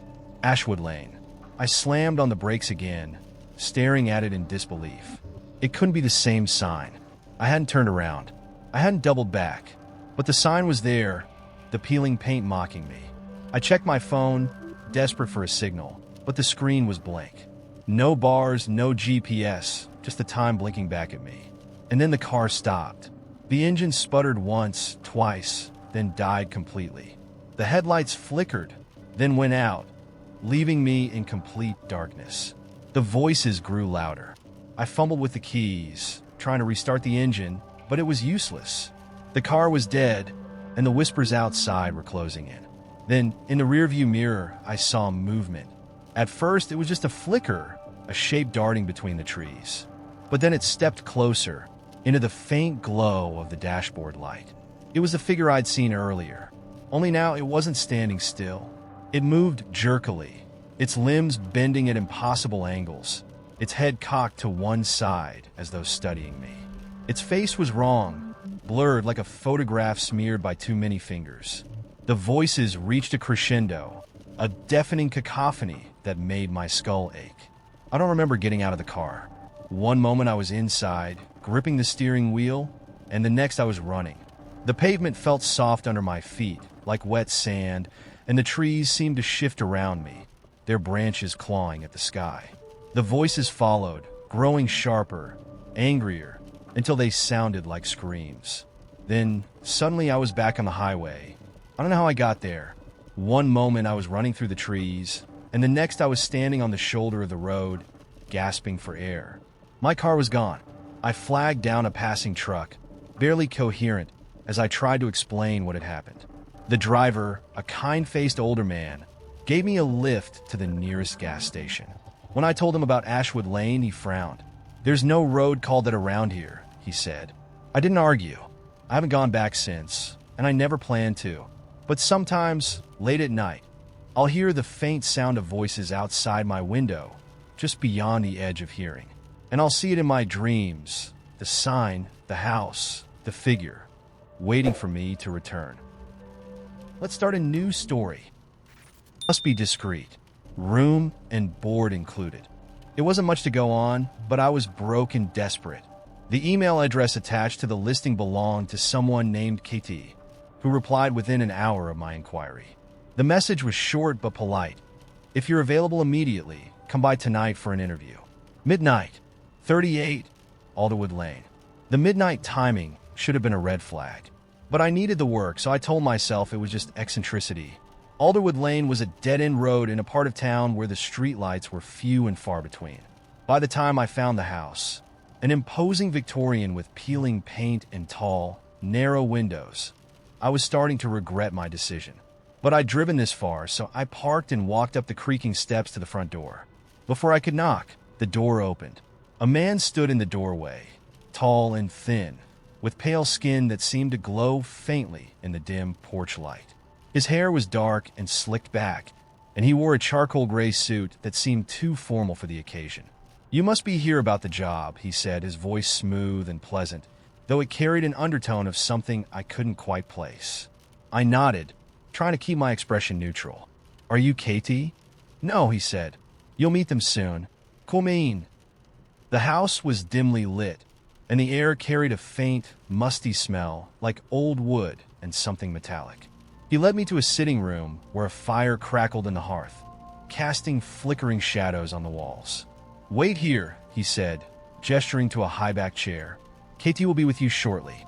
Before I could respond, he disappeared down a hallway, his footsteps eerily silent on the wooden floors. I sat, glancing around the room. The furniture was antique, the kind of stuff you'd see in a museum, and the walls were lined with bookshelves stuffed with leather-bound volumes that looked untouched. A grandfather clock in the corner ticked loudly, the sound unnervingly sharp in the quiet. And then I noticed the mirrors. There were at least a dozen of them, all different sizes and shapes, hanging in odd places, above the fireplace, behind the chair, even tucked into the corners where they seemed unnecessary.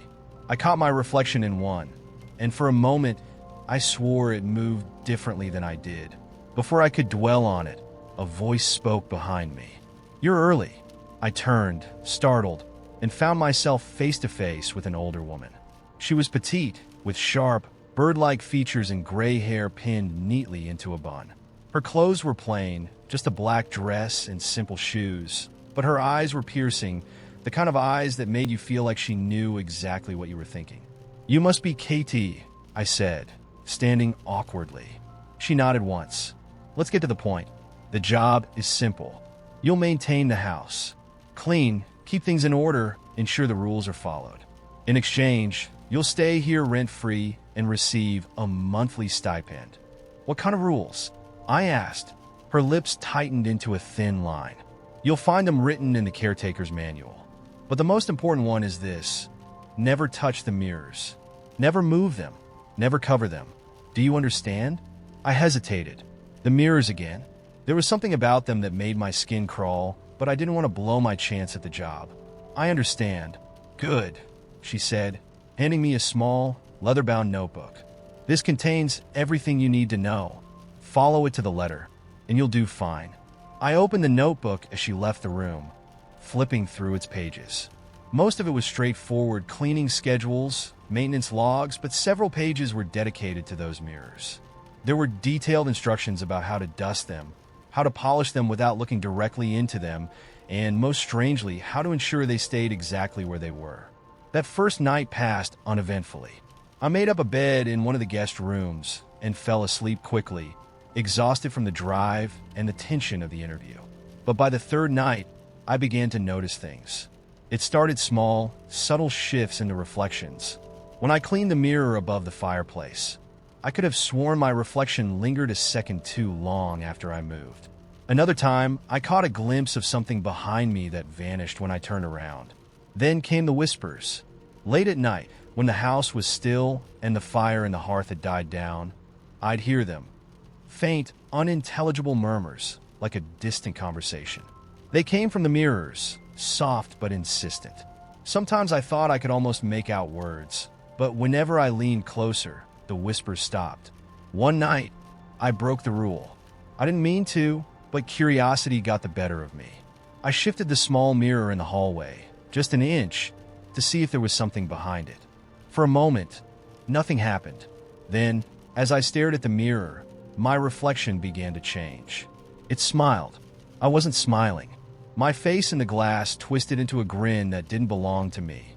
Teeth too sharp, eyes too wide. I stumbled back, heart pounding, and the reflection froze, still grinning. The next morning, the mirror was back in its original position. I didn't move it, and I didn't sleep. I wanted to quit. I planned to leave that night, but when I went to pack my things, I found the notebook open on the bed. The pages had been blank before, but now a single line was scrawled across them in red ink. "You can't leave." I slammed the book shut and ran to the front door, but no matter how hard I pulled, it wouldn't budge. The windows wouldn't open either, and the house seemed darker, the air heavier. The mirrors began to hum, a low, vibrating sound that made my teeth ache. When I looked at them, my reflection wasn't my own anymore. Dozens of faces stared back at me, twisted, grinning, and wrong. Then I heard the voice. "You broke the rule." It came from the mirror in the hallway, the one I'd moved. The glass rippled like water, and a hand pressed against the surface, fingers too long and thin. "Let me out," it whispered, the voice deep and hollow. I ran to my room, slammed the door, and haven't come out since. The mirrors are still humming, and the faces are still watching me. I don't know how long I've been here. Days, maybe weeks. There's no way out, and the notebook now only has one page, repeated over and over. "You can't leave. You can't leave. You can't leave." The mirrors are everywhere, and every time I look, I see myself in them, smiling that awful, sharp-toothed grin. Except sometimes I swear it's not me anymore. Let's start a new story.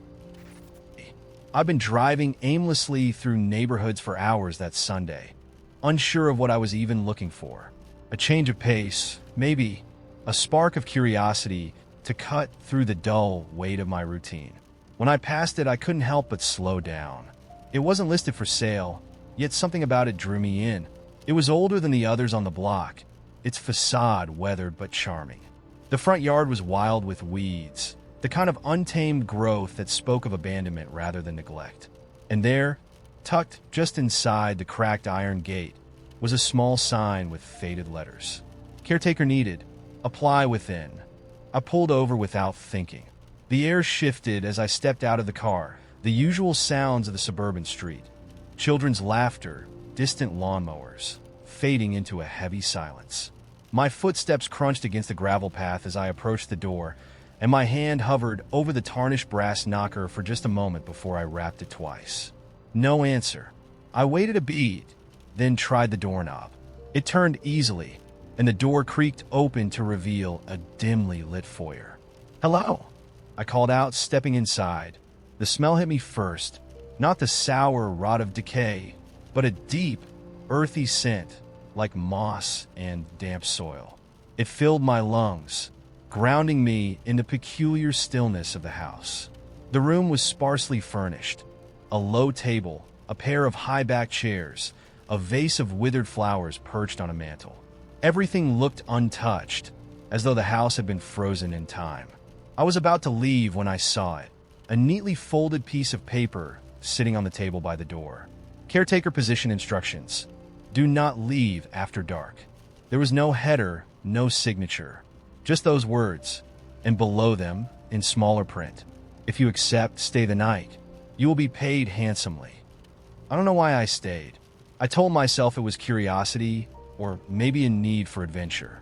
But deep down, I think I felt compelled, as though the house itself was watching, waiting for me to make the choice. So I stayed. The first few hours passed uneventfully. The house was quiet, its rooms barren except for a few scattered relics of the past. An empty birdcage in the sitting room, a cracked mirror in the hallway, a grandfather clock whose hands were stuck at 11:59. I explored cautiously, the weight of the house pressing down on me with every step. There were no photos, no personal items, no signs that anyone had lived here for years. And yet, the air felt charged, as though the walls themselves were holding secrets just beneath the surface. It wasn't until the sun dipped below the horizon that the atmosphere began to shift. It started with the ticking. At first, I thought it was the clock finally coming back to life. But the sound wasn't rhythmic. It was erratic, a faint tap-tap-tap that seemed to move through the walls, growing louder with each passing minute. I followed the noise to the sitting room, where the birdcage hung empty and rusted. The tapping stopped the moment I entered, leaving only silence. But then I saw the floor. Something had been scratched into the wooden boards, a circle, jagged and uneven, with symbols etched along its edges. I knelt down, running my fingers over the grooves, and a chill shot through me. The symbols were familiar, not in a way I could explain, but in a way that gnawed at the back of my mind, like an almost forgotten memory clawing its way to the surface. The ticking returned, louder now, echoing through the room. And then came the voices. Soft at first, just whispers threading through the air, but soon they grew distinct, overlapping in a cacophony of unintelligible murmurs. I backed away from the circle, my pulse hammering. The voices stopped, and then a single word cut through the silence, clear and guttural, spoken from somewhere deep within the house. "Stay." I turned and bolted for the front door, but when I reached it, it wouldn't budge. The knob twisted uselessly in my hand, and the windows were suddenly shrouded in darkness, as though the night outside had swallowed the house whole. Panic set in as I ran through the hallways, searching for another exit. But the layout of the house seemed to shift around me, its corridors twisting and stretching into impossible angles. Doors that I had opened earlier were gone, replaced by blank walls. I found myself back in the sitting room, the circle on the floor glowing faintly now, its symbols pulsating with an eerie light. And then I saw it. A figure stood in the corner of the room, its shape barely distinguishable from the shadows. It was tall and thin, its limbs unnaturally long, its face obscured by the darkness. It didn't move, but its presence filled the room, suffocating and heavy, as though it was pulling the very air from my lungs. "Who are you?" I managed to choke out. The figure tilted its head, and for a moment, I thought it might speak. But instead, it pointed toward the circle. I shook my head, stepping back, but the room seemed to close in around me, forcing me toward the center of the markings. The symbols flared brighter as I crossed the threshold, and the air grew impossibly cold. The whispers returned, louder now, their words clawing at my ears. And then the figure stepped forward. Its face came into view, pale and featureless, except for two hollow, black voids where its eyes should have been. I screamed, the sound swallowed by the house. The last thing I remember is its hand reaching for me, impossibly large, its fingers curling around my vision like shadows snuffing out a flame. I woke up outside, lying on the overgrown lawn as the first rays of sunlight pierced the sky. The house was gone. All that remained was the iron gate, rusted and half collapsed, and the faint outline of a circle etched into the dirt where the sitting room had been. I drove away and never looked back. But sometimes late at night, I hear the tapping again, and I can still feel the weight of its gaze, waiting for me to return. Let's start a new story that anyone outside the county would recognize. One gas station, one diner, a general store that still smelled of sawdust. We didn't have a mall or even a movie theater, just a lot of fields, woods, and long stretches of empty road. People said the quiet was peaceful, but I knew better. There's a kind of quiet that isn't peaceful at all. It's the kind of quiet where you can hear things you're not supposed to hear. It started when I was 12, the summer my dad got laid off and started spending more time in the woods behind our house. Looking for deer trails, he'd say, though hunting season wasn't for months. He wasn't himself that summer, quieter, distant. He'd come home from the woods covered in scratches, his boots caked in mud, his eyes darting around like he was waiting for something to jump out at him. "Stay out of the woods," he told me one evening, his voice sharper than usual. "Promise me." I promised, but the woods called to me. They always had. When you grow up in a place that's boring, the forest is like a portal to another world, mossy and dark, with roots twisting like veins through the earth. I couldn't stay away. One afternoon, when the sun was high and the cicadas were screaming, I decided to break my promise. My dad was at the diner, my mom was working a double shift at the nursing home, and the woods stretched out behind the house like an open invitation. I didn't go far at first, just to the edge, where the trees cast long shadows on the overgrown grass. But something about the air felt different, heavier, the kind of thick, suffocating air that presses against your skin and makes your ears ring. I almost turned back, but then I saw it, a small clearing just ahead with something standing in the middle. It was a pole, a rough wooden pole sticking out of the ground, taller than me, its surface carved with strange, jagged symbols. The carvings weren't deep, but they looked fresh, the wood beneath them pale and raw. Around the base of the pole, the grass was dead, the earth black and brittle like it had been burned.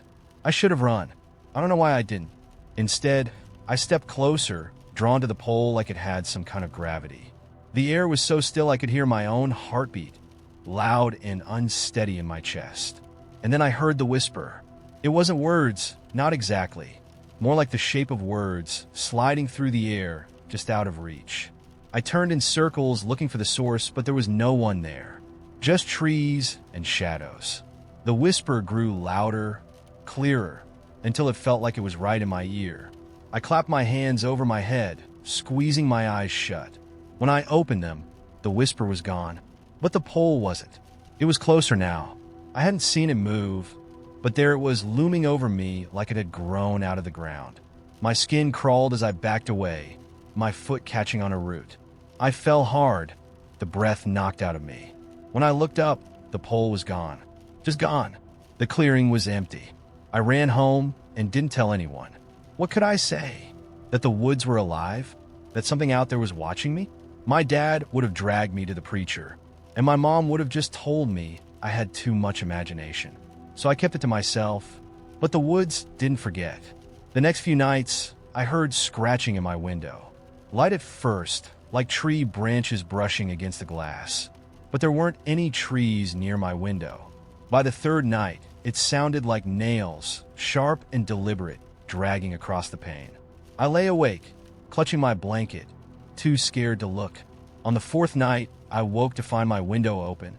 The air in my room was cold, and my curtains billowed in the breeze. I jumped out of bed and slammed the window shut, my hands shaking. When I turned around, there was dirt on the floor. A small, dark pile of soil that hadn't been there before.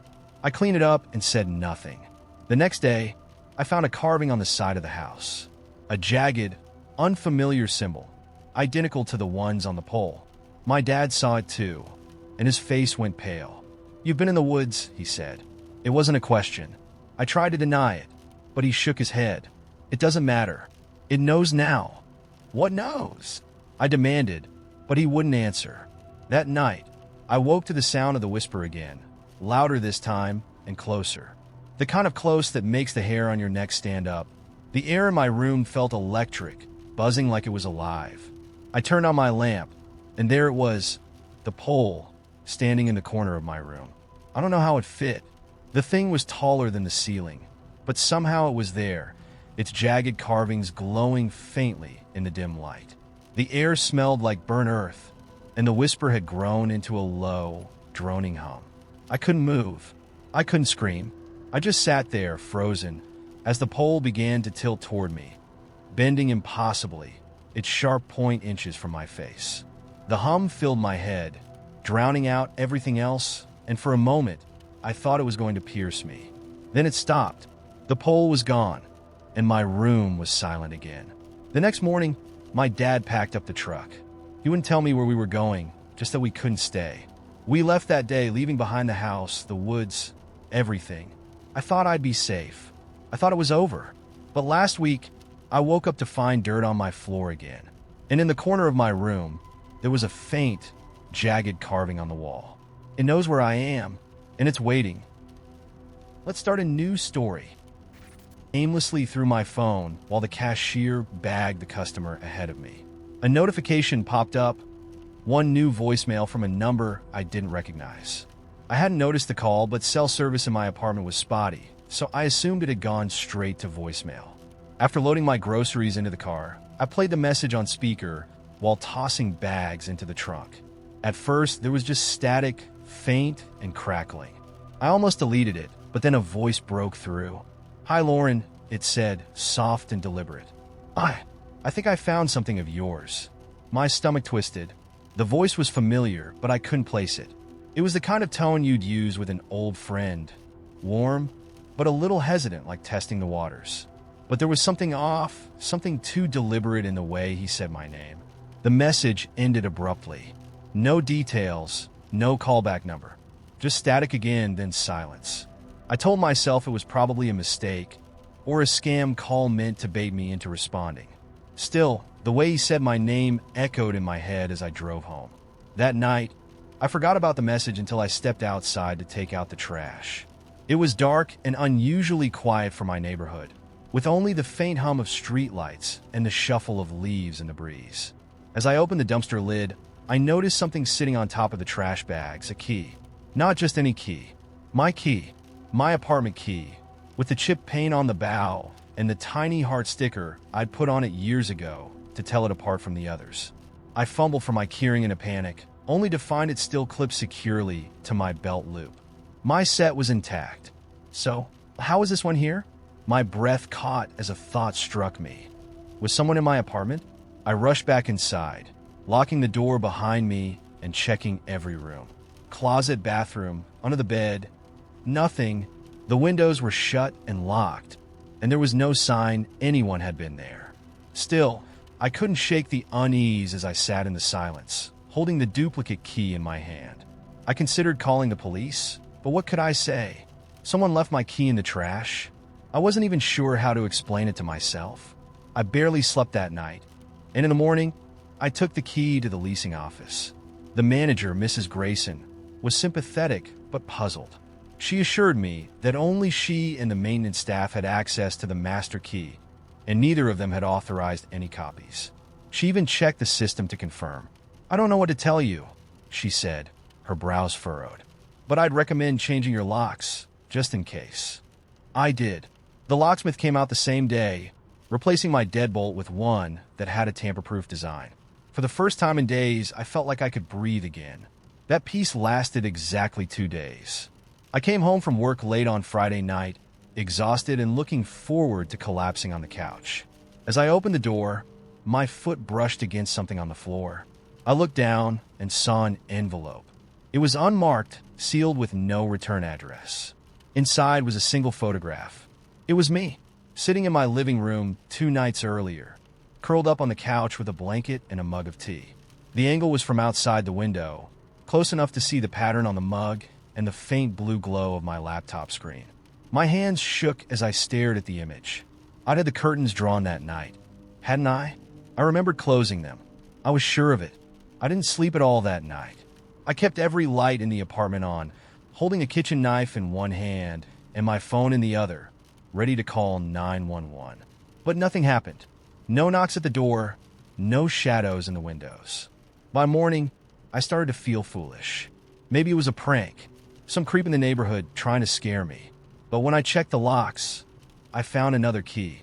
It was resting on the outside windowsill, balanced carefully between the glass and the frame. I hadn't touched the window in weeks. I moved out the following day. I didn't wait for an explanation or give notice to the leasing office. I packed a bag, left my furniture behind, and drove 2 hours to a motel on the outskirts of the next town. I spent the night scrolling through apartment listings, desperate to find somewhere, anywhere, new to live. By the time I'd secured a sublease and moved in, I'd started to feel safe again. The new apartment was on the 3rd floor of a building with a secure entry and a doorman. I didn't tell anyone where I was going, not even my friends. If someone was targeting me, they couldn't follow me if they didn't know where I was. For 2 weeks, everything was quiet. No strange calls, no keys, no photos. I even let myself believe it was over. Until tonight. I came home to find the doorman missing from his usual post. The elevator creaked as I rode up to my floor, the kind of slow, heavy sound that made my skin crawl. When I reached my door, I stopped short. Another envelope was waiting for me, taped to the doorframe. This one wasn't sealed. Inside was a single piece of paper with 4 words scrawled in jagged, uneven handwriting. You locked me out. I'm sitting in my living room now, writing this with every light in the apartment blazing. The police say they'll send someone over, but they don't sound urgent. They keep asking me for evidence, for proof that I'm in immediate danger. How do I explain that it's not what's been done, but what hasn't yet? I don't think I'll sleep tonight. Maybe not tomorrow, either, because the thing is I know they're right. I can't prove anything, but I know what I heard just now as I was sitting here. A faint scraping sound, like a key being tested against the lock. Let's start a new story. It was a relic of my childhood, the kind of place you escape from and don't look back. When my uncle died and left it to me, I debated selling it sight unseen, but guilt got the better of me. He had been kind to me in his quiet way, slipping me candies when my parents weren't looking, letting me hide out in his workshop when I needed to escape their shouting. It felt wrong to sell the place without at least stepping inside. The house stood on the edge of a small, nameless town, where trees grew tall and thick and cast everything in perpetual twilight. It was smaller than I remembered, its white paint now gray and peeling, shutters hanging at odd angles. The porch sagged and the windows were caked with grime, but it still had that stubborn air of dignity I associated with my uncle. He'd always been meticulous, keeping the place in good order, but it seemed that in the years before his death, the house had begun to fall into the same disrepair he had. The key slid easily into the lock, and the door opened with a low groan, like the house itself was sighing in recognition. The inside smelled faintly of dust and damp wood, with a strange metallic tang underneath that I couldn't place. My footsteps echoed on the warped floorboards as I stepped into the living room. It was exactly as I remembered. A battered armchair by the fireplace, shelves filled with faded books, and the massive grandfather clock in the corner, its pendulum motionless. It was a place frozen in time. I spent the first day cleaning. Most of the work was clearing cobwebs and throwing out things that had gone to rot. The house wasn't as bad as I'd feared. The plumbing still worked, and the lights flickered on with only a slight hesitation. It felt strange being back, like the house was watching me, sizing me up to see if I still belonged. I stayed busy to avoid thinking about it. That night, as I lay on the sagging mattress in what had once been the guest room, I heard the first noise. It was faint, like the shuffle of feet on wood. I froze, straining to listen. The sound came again, slower this time, like someone walking carefully down the hall. I told myself it was the house settling, that old houses make sounds, but the noise didn't stop. It grew louder, closer. It stopped right outside the door. I held my breath, heart pounding so hard I could feel it in my ears. But nothing happened. No knock, no creak of the door opening. Just silence. I told myself I was being ridiculous, that it was nothing, but I barely slept that night. The next morning, I found nothing unusual. No footprints in the dust, no signs of disturbance. Still, I couldn't shake the feeling that something had been there. The noises continued the next night and the one after that. Always the same pattern. Faint footsteps that grew closer, stopping just outside my door. I started locking it, though I wasn't sure what I was trying to keep out. During the day, the house felt normal enough, even peaceful in its own dilapidated way. But at night, it changed. The shadows grew deeper, and the faint metallic smell became stronger, clinging to the air like a warning. I finally decided to check the basement. It wasn't a decision I made lightly. The basement had always scared me, even as a kid. My uncle had warned me to stay out of it, saying it was full of dangerous tools and unstable shelves. But now, as I stood at the top of the stairs, staring down into the darkness, I couldn't help but feel he'd been protecting me from something else. The light switch didn't work, of course, so I used a flashlight on my phone. The beam cut through the gloom, revealing a narrow staircase that descended into the earth. The air grew colder as I went down, the metallic smell almost overwhelming now. At the bottom of the stairs, the flashlight revealed a low-ceilinged room cluttered with old furniture and boxes. It looked like nothing more than a storage space, but the smell was stronger here, and the hairs on the back of my neck stood on end. I almost turned back, but something caught my eye. A door at the far end of the room, partially obscured by a stack of crates. It was small, no higher than my shoulder, and made of dark, heavy wood. A padlock hung from the latch, but the lock was old and rusted. I hesitated, the flashlight trembling in my hand. Something about the door felt wrong, like it was a wound in the fabric of the room, an intrusion that didn't belong. I should have walked away.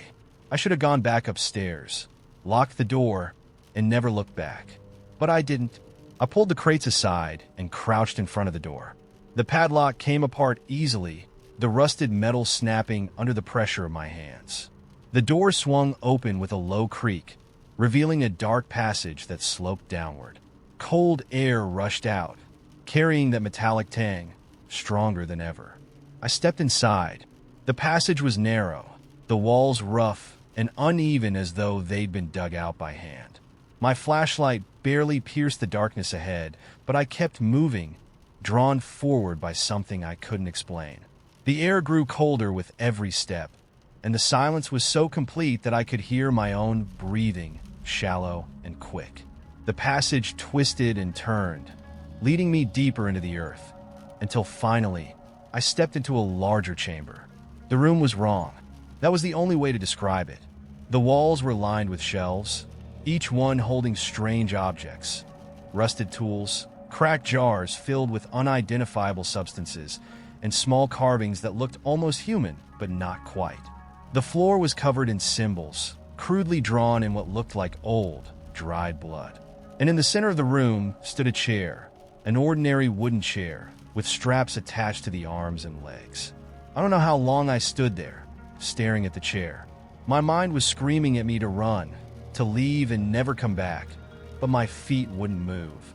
It wasn't until I heard the noise that I finally turned to leave. It was faint at first, like a low hum, but it grew louder, filling the room with a deep, resonant vibration that seemed to come from everywhere and nowhere at once. The objects on the shelves rattled, and the symbols on the floor seemed to writhe as if alive. I backed away, my flashlight shaking, the beam casting wild shadows on the walls. Then I saw it. Something moved in the darkness at the edge of the room. It was massive, its form shifting and uncertain, like smoke given shape. Eyes, too many eyes, opened across its surface, each one fixed on me. A sound like grinding metal filled the air as it moved closer, its form solidifying with each step. I turned and ran, the passage twisting and narrowing around me. The air was icy now, burning my lungs as I gasped for breath.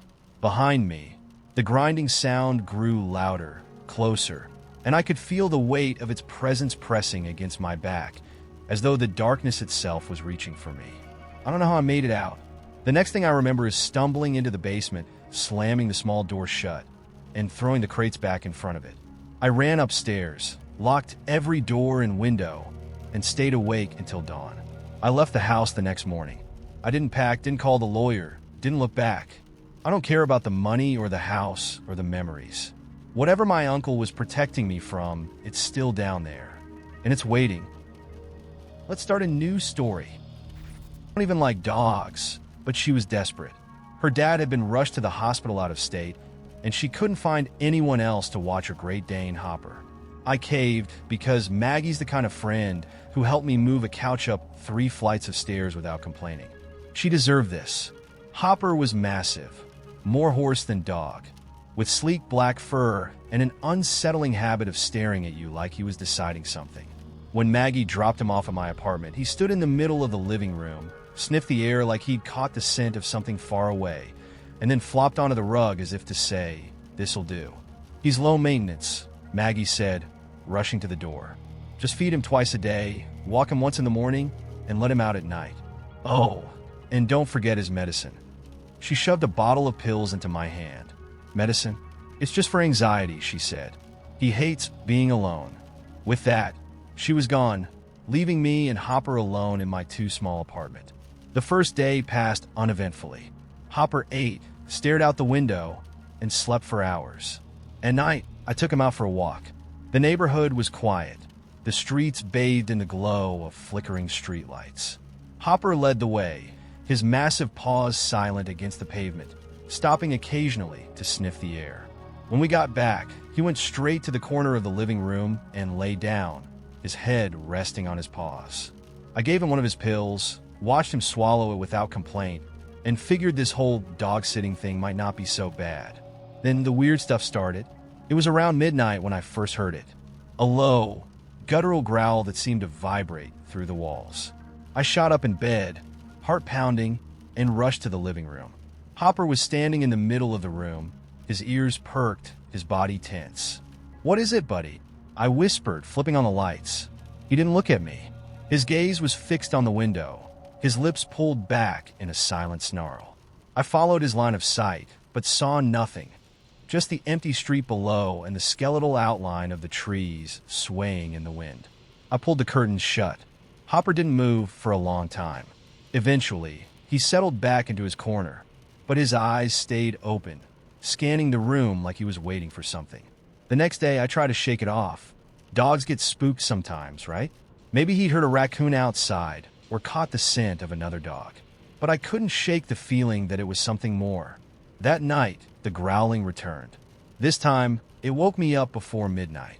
Hopper wasn't in the living room when I went to check. I found him standing by the front door, his massive body blocking it entirely. "What's wrong?" I asked, my voice trembling.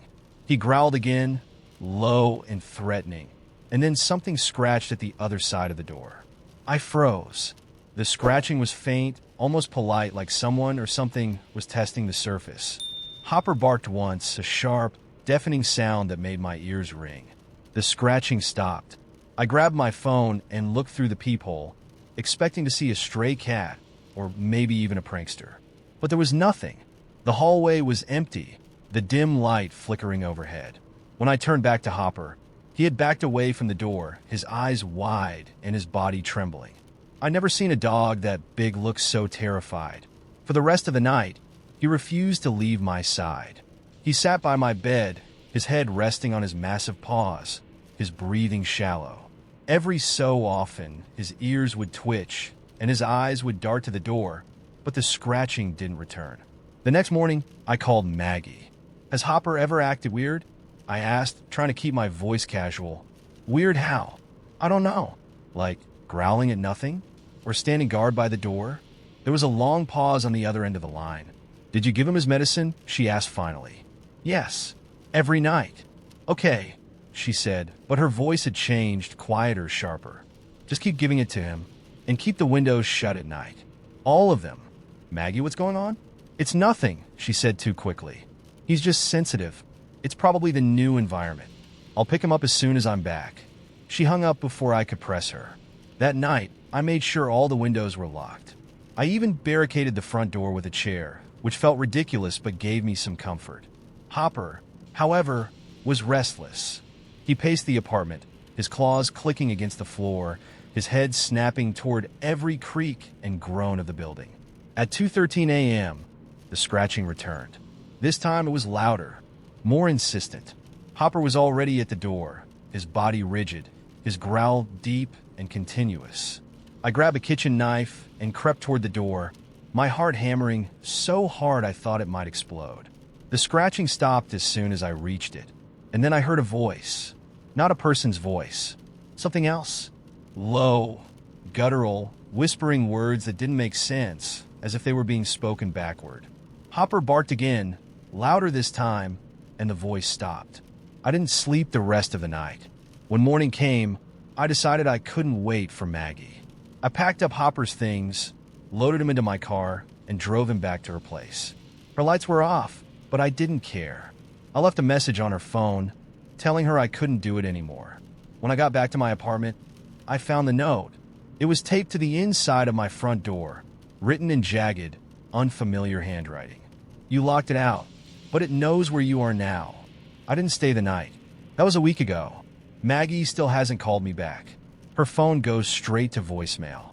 And last night, when I went to take out the trash, I heard scratching on the door to my building.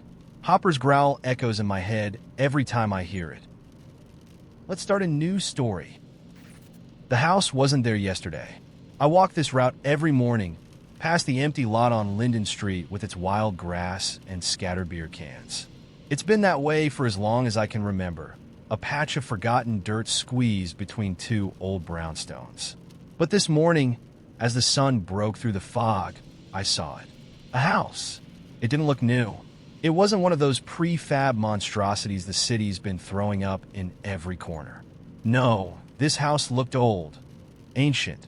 Its wood gray with age, the windows clouded with grime. A thin film of mildew crept up its sides, and the porch sagged under its own weight. But what struck me the most was the door. It was painted a deep, unnatural red, so vibrant it almost shimmered, standing out against the decay like a wound that hadn't healed. I stopped and stared for what felt like minutes, my breath catching in my throat. Something about the house was deeply wrong, though I couldn't quite put my finger on why. It wasn't just the sudden appearance. It was the feeling. The air around it was heavy, charged, like the moment before a storm. I told myself I was imagining things. Maybe it had always been there, and I just never noticed. Maybe I was tired. I adjusted my bag on my shoulder and kept walking. But as I turned the corner, I felt it. Eyes. I stopped and glanced back. The house was still there, still looming, its red door like a beacon. And then I noticed something else. The curtains in the upper left window were swaying. The air outside was still, no breeze to move them. By the time I got to work, the house had faded to the back of my mind. Meetings, emails, and the dull hum of office life consumed me, pushing the morning's strangeness into the shadows. But when I left for the day, I felt an odd pull, an unshakable compulsion to take the same route home. I told myself it was just curiosity. The house looked different at night. The red doors seemed darker, the wood almost black in the dim light of the street lamp. The windows were pitch dark, reflecting nothing, not even the faint glow of the moon. And yet, I felt it again, the weight of unseen eyes crawling over my skin. I don't know why I walked closer. It was as if my legs were moving on their own, one hesitant step at a time, until I was standing on the sidewalk in front of the house. The air was colder here, carrying a faint smell of damp earth and something metallic, like rust. My hand reached out before I could stop it, fingers brushing the rough wood of the porch railing. The house groaned softly, the sound deep and resonant, as if it were alive and adjusting itself to my presence. I should have left. I should have run. But the door, it was open, just a crack, enough to see the faint glow of light spilling out. It wasn't warm, inviting light. It was pale, sickly, flickering like a candle struggling against the wind. "Hello?" I called, my voice shaking. No answer. The smart thing to do would have been to walk away, to pretend I'd never seen the place. But there was something in that light, something in the pull of the house, that wouldn't let me go. I stepped inside. The first thing I noticed was the floor.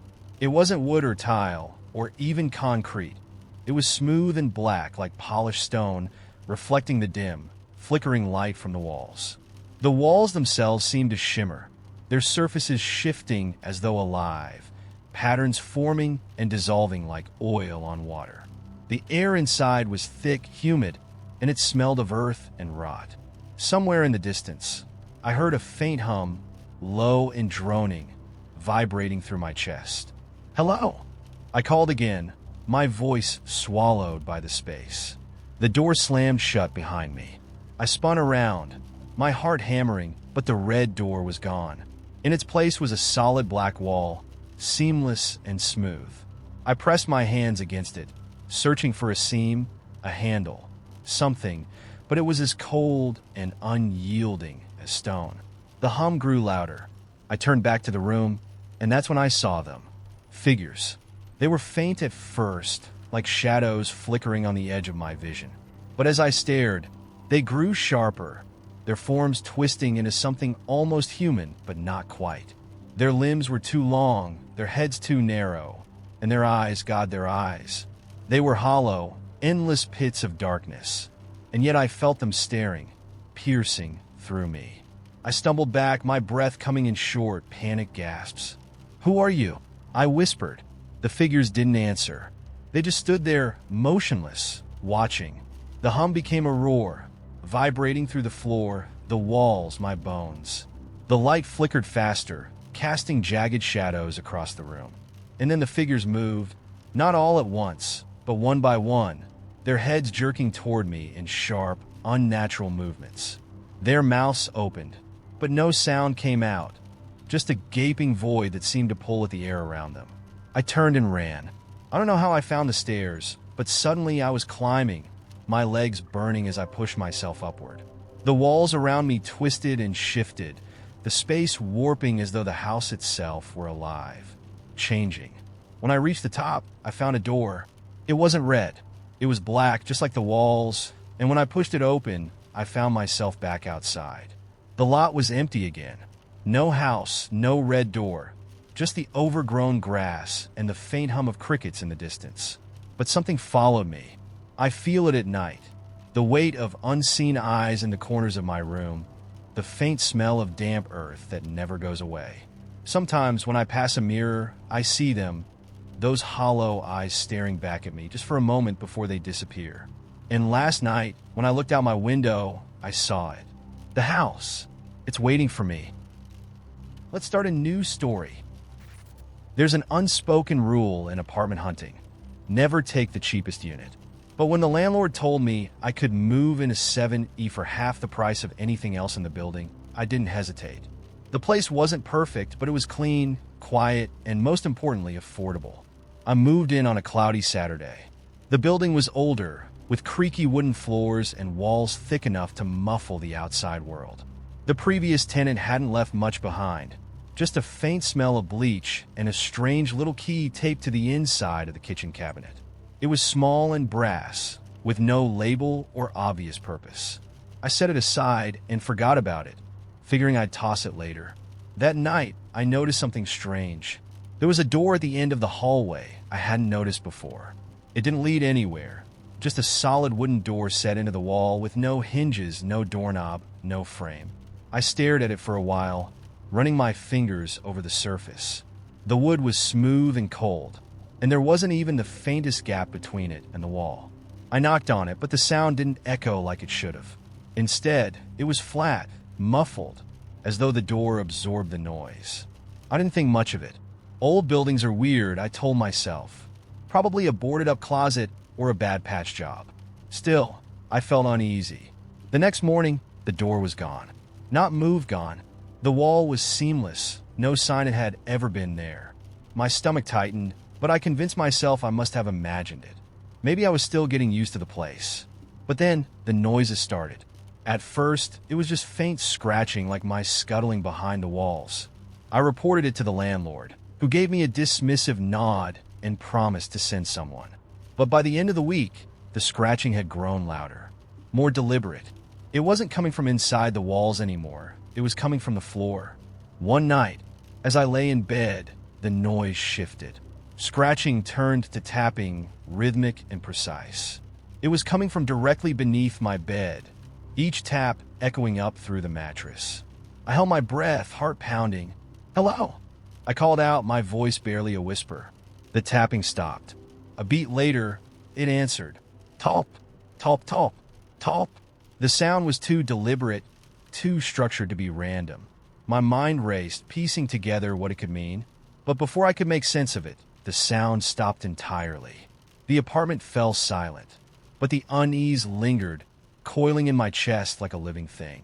The next morning, I decided to confront whatever was happening. I grabbed a flashlight and searched every inch of the apartment. When I reached the hallway, my blood ran cold. The door was back. It looked exactly as it had before. No hinges, no knob, no frame. Just a solid rectangle of wood. This time I noticed something else. The strange brass key I'd found in the cabinet was lying on the floor in front of the door. I picked it up, my hand trembling, and examined it again. The key looked old, its surface worn smooth from years of handling. It didn't look like it could open anything. There was no lock on the door to begin with, but something compelled me to try. I pressed the key against the wood. The door shuddered. The sound reverberated through the hallway, low and deep, like a groan from something enormous. I stumbled back as cracks began to spiderweb across the surface. Light seeped through the fractures, dim at first, then blinding.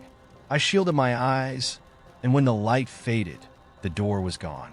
In its place was a staircase, spiraling downward into darkness. Every instinct told me to walk away, to grab my phone, leave the apartment, and never come back.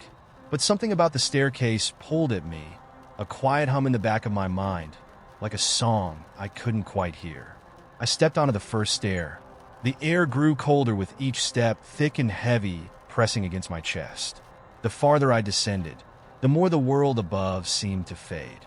By the time I reached the bottom, I couldn't hear the faint hum of my refrigerator, the distant murmur of traffic, or even my own heartbeat. At the base of the staircase was a hallway lined with doors. Each one was different. Some were old and rotting. Others gleamed like polished steel. One door had the texture of stone. Another seemed to be made of a writhing black liquid. As I walked past them, I felt an overwhelming urge to open one. But the tapping stopped me. Talp, talp, talp, talp. It came from a door near the end of the hall, a small wooden one with a brass handle. Unlike the others, it looked ordinary, like it had been taken from a suburban house. I gripped the handle and pushed it open. The room beyond was impossibly large, stretching far beyond what the dimensions of the apartment should have allowed. The walls were lined with mirrors, and in each one, I saw myself. But the reflections weren't synchronized. Some versions of me were smiling. Others stood still, their eyes wide with terror. One pressed its hands against the glass, mouth moving in silent words I couldn't hear. In the center of the room was a table. On the table sat an object, a small, black cube, its surface pulsing faintly as though it had a heartbeat. I stepped closer, my hand hovering over it. The mirrors trembled, the reflections moving more erratically. The version of me with wide eyes shook its head violently, pounding on the glass. I touched the cube. A jolt of energy shot through me, and the world collapsed. When I woke, I was back in my apartment. The hallway was normal, the mysterious door gone. But something was different. The apartment was too quiet. When I looked out the window, the street below was frozen. Cars hung mid-turn, pedestrians paused mid-step. The sky was a dull gray, heavy with clouds that didn't move. And then I saw it. In the reflection of the window, my face wasn't mine. It grinned. Now, every night, the tapping starts again. But this time, it's coming from the mirrors. Let's start a new story. But something faint, almost pleasant, like the lingering scent of a burnt match. I noticed it one evening as I sat at my desk, trying to slog through some freelance work. At first, I assumed it was the neighbor downstairs, the chain smoker who sometimes stank up the hallway. But when I got up to check, the hallway was empty. No trace of the smell lingered outside. It was only in my apartment. The scent wasn't constant. It would come and go, like a breeze slipping under the door. But every time it appeared, it seemed closer, more concentrated. A few days later, I found the first scorch mark. It was on the kitchen counter, a perfect circle, no bigger than the bottom of a mug. I stared at it for a long time, confused. I didn't own anything that could have left a mark like that. I ran my fingers over the burn, but the surface was smooth, as if the heat had etched itself into the material without leaving a trace of ash. I scrubbed at it with a sponge, but the mark wouldn't fade. The next morning, I found another one, this time on the nightstand next to my bed. Over the next week, the scorch marks multiplied. They appeared in places I couldn't explain. The wall behind the couch, the edge of my bathroom sink, even on the ceiling above my bed. Each mark was the same, a perfect, dark circle, smooth to the touch, and impossible to clean. The smell of smoke grew stronger, heavier. It seemed to follow me from room to room, clinging to my clothes, my hair, until I couldn't escape it. My cat, Rin, started acting strange too. She would hiss at empty corners, her fur bristling, then dart under the couch and refuse to come out for hours. That's when I heard the first voice. It was late, maybe 2 a.m., and I was lying in bed, staring at the scorch mark on the ceiling. The room was silent except for the hum of the fridge in the next room. Then, faintly I heard it, "Hello."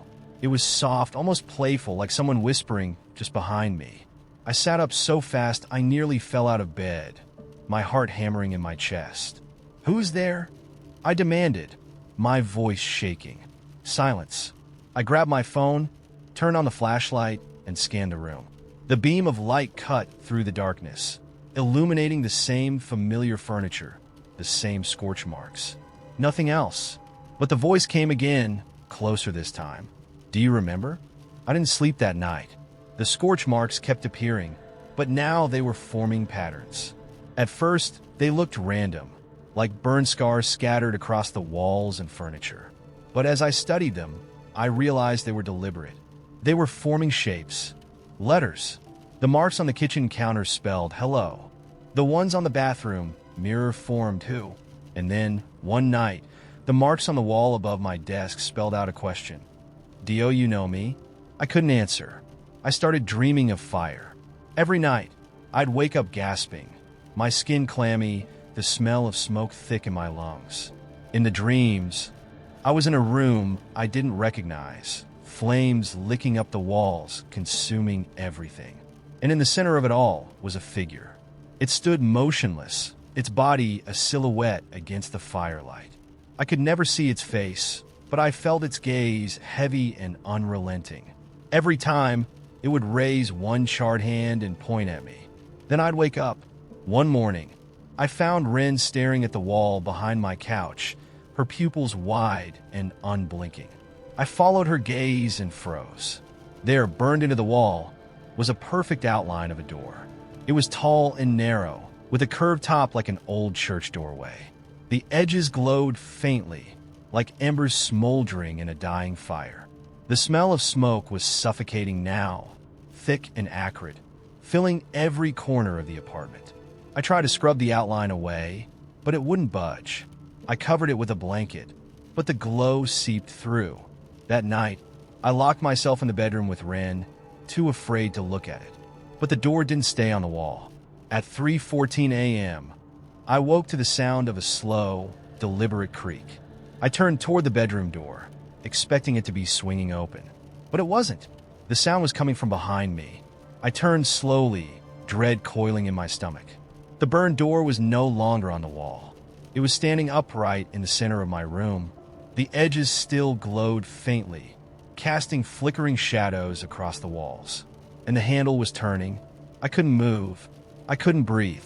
The door opened just a crack, and I saw an eye, blackened, charred, and wet, peering out at me through the gap. "Do you remember?"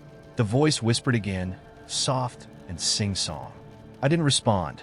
The door creaked wider, and I saw more of the figure. Its body was skeletal, the flesh scorched away in patches, revealing glistening bone. It stepped forward, dragging its burned, clawed feet across the floor. "Why did you leave me?" The words were sharp, accusing. The figure tilted its head, waiting for an answer. I stumbled backward, my throat dry, my voice caught somewhere between a scream and a sob. "I don't." I croaked, but before I could finish, it lunged. The last thing I remember is the searing heat. It consumed everything, my skin, my lungs, my mind. When I woke up, the apartment was quiet. The scorch marks were gone. The burned door was gone. Even the smell of smoke had vanished. But my reflection wasn't the same. When I looked in the mirror, I saw something else staring back at me. Something charred and broken, its eyes glowing faintly, like embers smoldering in a dying fire. And now, every night, I smell the smoke again. Only this time, it's coming from inside me. Let's start a new story. I'd been in my new apartment for 3 weeks, enjoying the independence that came with my first solo living space. The building was old, a bit run down but charming, with creaky floors and drafty windows that I convinced myself were part of its character. It was the kind of place where nothing modern seemed to fit, so I decided to decorate with thrift store finds, framed paintings, vintage rugs, and a few odd knickknacks that made it feel like home. The pictures were a set of 3 black and white photographs I'd picked up for a few bucks at a flea market. They were simple, landscapes of an empty field, a crumbling barn, and a tree silhouetted against a cloudy sky. They weren't labeled, no artist name or location, but they had a haunting beauty I couldn't resist. I hung them on the wall above my couch and forgot about them. The first time I noticed something strange, I blamed it on myself. One evening, I came home from work and saw that one of the photos, the one of the field, was tilted, just a little, as if someone had brushed against it. I straightened it, thinking the adhesive hook might have slipped. Nothing to worry about. The next night, the barn photo was tilted too. Same angle, same slight off-kilter position. I frowned, adjusting it back into place. I checked the other 2 photos, making sure they were secure. Maybe it was the building shifting, or the vibrations from my upstairs neighbor stomping around. Again, nothing to worry about. But when I woke up the following morning, all 3 photos were crooked. More than before. The field photo was nearly sideways, the barn photo tilted sharply to the left, and the tree photo hung low, almost like it was trying to slip off the wall. My stomach tightened. I knew I hadn't touched them, and I couldn't think of a logical explanation. I fixed them again and tried to shake the unease. That's when I noticed the field photo was different. At first, I couldn't pinpoint what had changed. It was still the same field, the same low horizon, the same overcast sky. But something was wrong. The picture seemed darker. The grass, once pale and sun-bleached, was now shadowed and dense. The clouds looked heavier, like they were about to burst.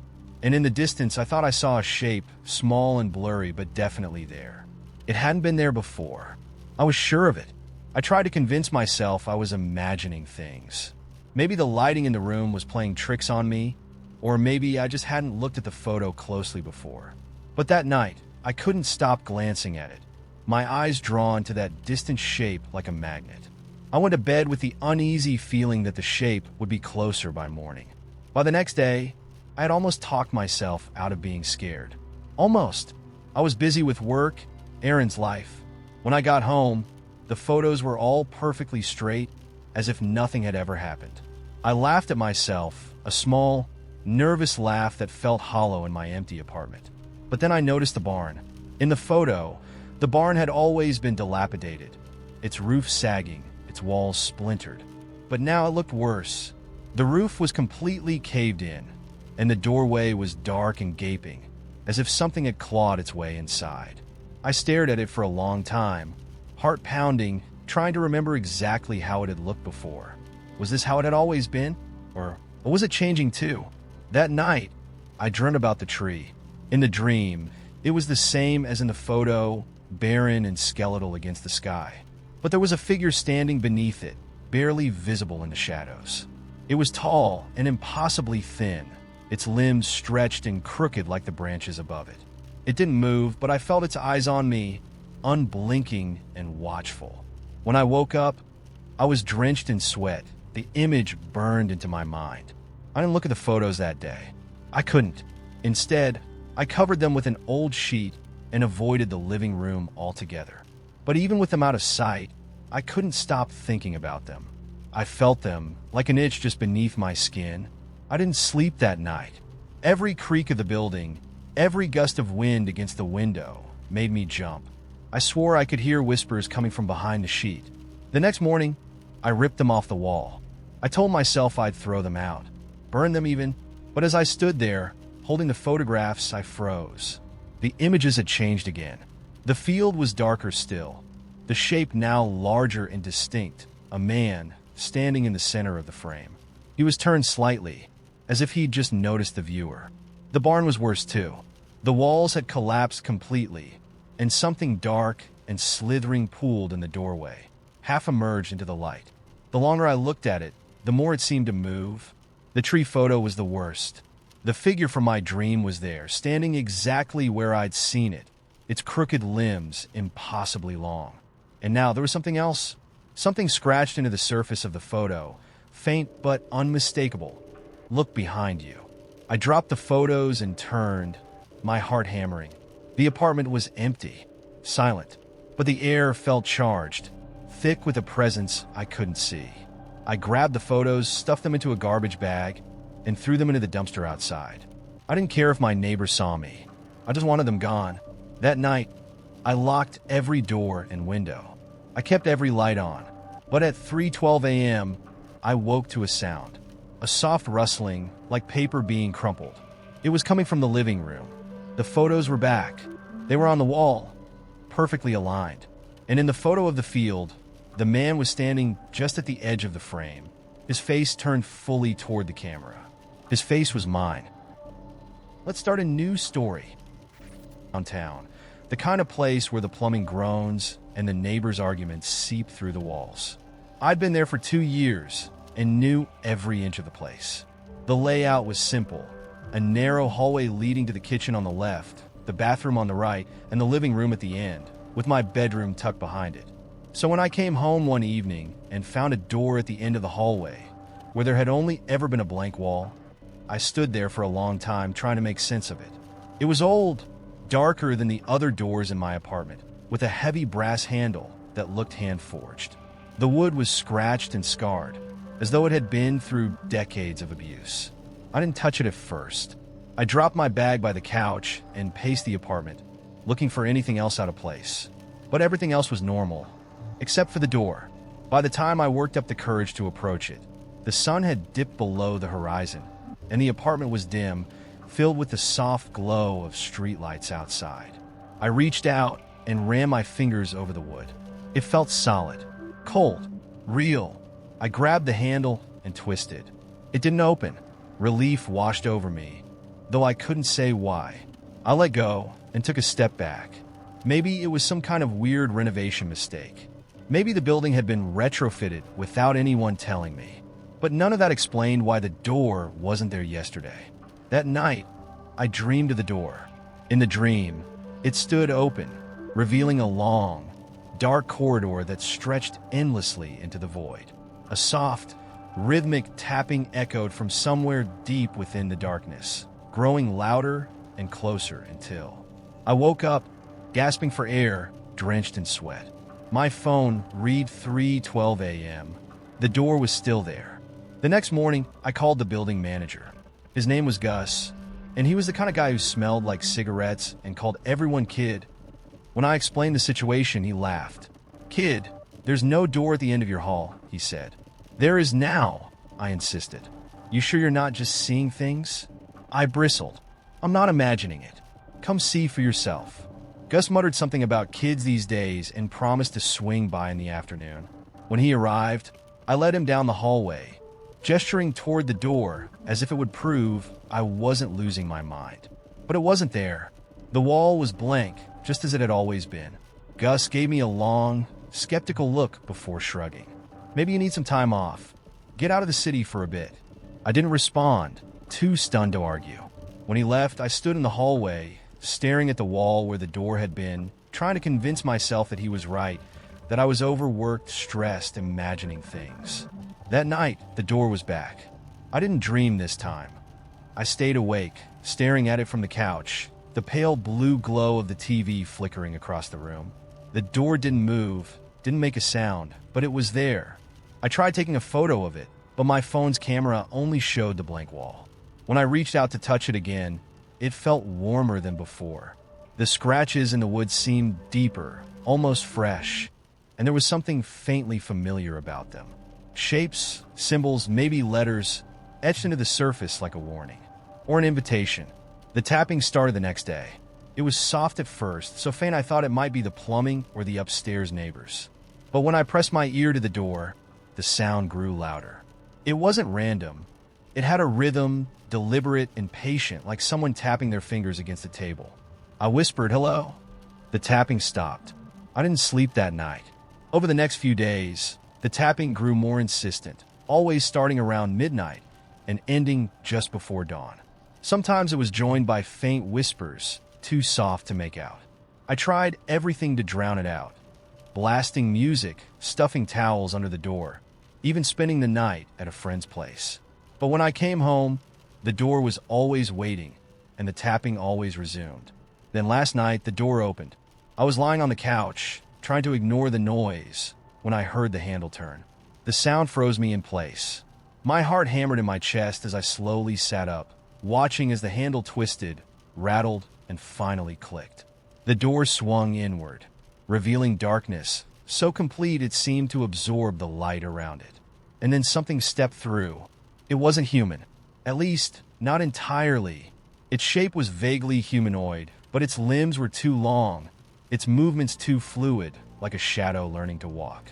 It didn't have a face, just a smooth, blank surface where one should have been. The tapping sound grew louder as it stepped into the room, though its hands never moved. I scrambled back, tripping over the coffee table, my breath coming in short, panicked gasps. "What do you want?" I managed to choke out. It tilted its head, as though considering the question. Then it raised one impossibly long finger and pointed at me. "You," it said. Its voice wasn't a voice. It was a vibration, a deep hum that resonated in my chest and made my teeth ache. I don't remember much after that. I must have blacked out, because when I woke up, the door was gone. But the scratches weren't. They're everywhere now, on the walls, the floor, the ceiling. Deep, jag marks that spell out something I can't read. I hear the tapping no matter where I go. It's not just at night anymore. Let's start a new story. After a fight with my boyfriend. It was late, and I was too angry to notice how dark the street had gotten. I took a shortcut through the park, where the path twisted between clusters of trees. That's when I saw it, just off the trail, tucked into the shadows. A staircase. It didn't belong there. It wasn't part of any structure, just a freestanding flight of steps rising from the dirt, ending abruptly in midair. The wood was aged and splintered, the kind of thing you'd expect to find in the attic of a condemned house. It had no handrails, no logical purpose, and yet there it stood, defying reason. I should have kept walking. I should have ignored it and gone home to stew over the argument, but something about the stairs pulled at me. They felt wrong, not in the way something dangerous feels wrong, but in the way something impossible feels wrong. A piece of the world that didn't fit, like a puzzle piece forced into the wrong slot. I stepped off the path, my curiosity outweighing my common sense. The air around the staircase seemed colder, heavier. I could hear my own breathing, too loud in the unnatural silence. When I got close, I reached out and ran my hand along the wood. It felt rough, weathered, but solid, real.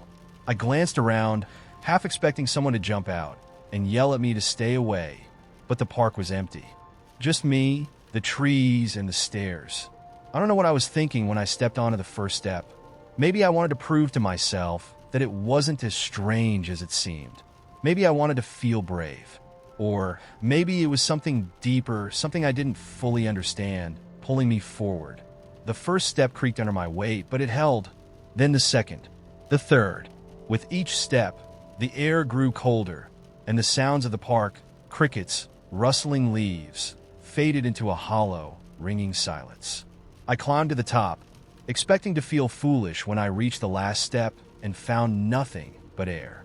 But when I reached the top step, the world shifted. It wasn't like a sudden jolt or a dizzying fall. It was subtle, like stepping into a room with a different atmosphere, a different gravity.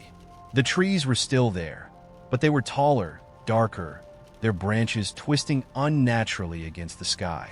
The air felt thick, damp, and carried a faint metallic tang, like blood or rust. I turned to look behind me. The staircase was still there, but now it led down to nothing. The trail, the park, the world I knew, they were gone. I felt a knot of panic tighten in my chest, but I forced myself to stay calm. It had to be a trick of the light, or maybe my mind playing games. I could just go back down the stairs, back to where I came from. But then I heard the sound. It was faint at first, like a low hum or a distant whisper. I couldn't tell where it was coming from, but it was growing louder, rhythmic, pulsing. I turned back toward the trees, and that's when I saw them. Figures. They were moving between the trees, their shapes shifting in and out of focus. They weren't walking. They were gliding, their movements smooth and deliberate. They were too far away for me to make out any details, but the way they moved made my skin crawl. Then one of them stopped.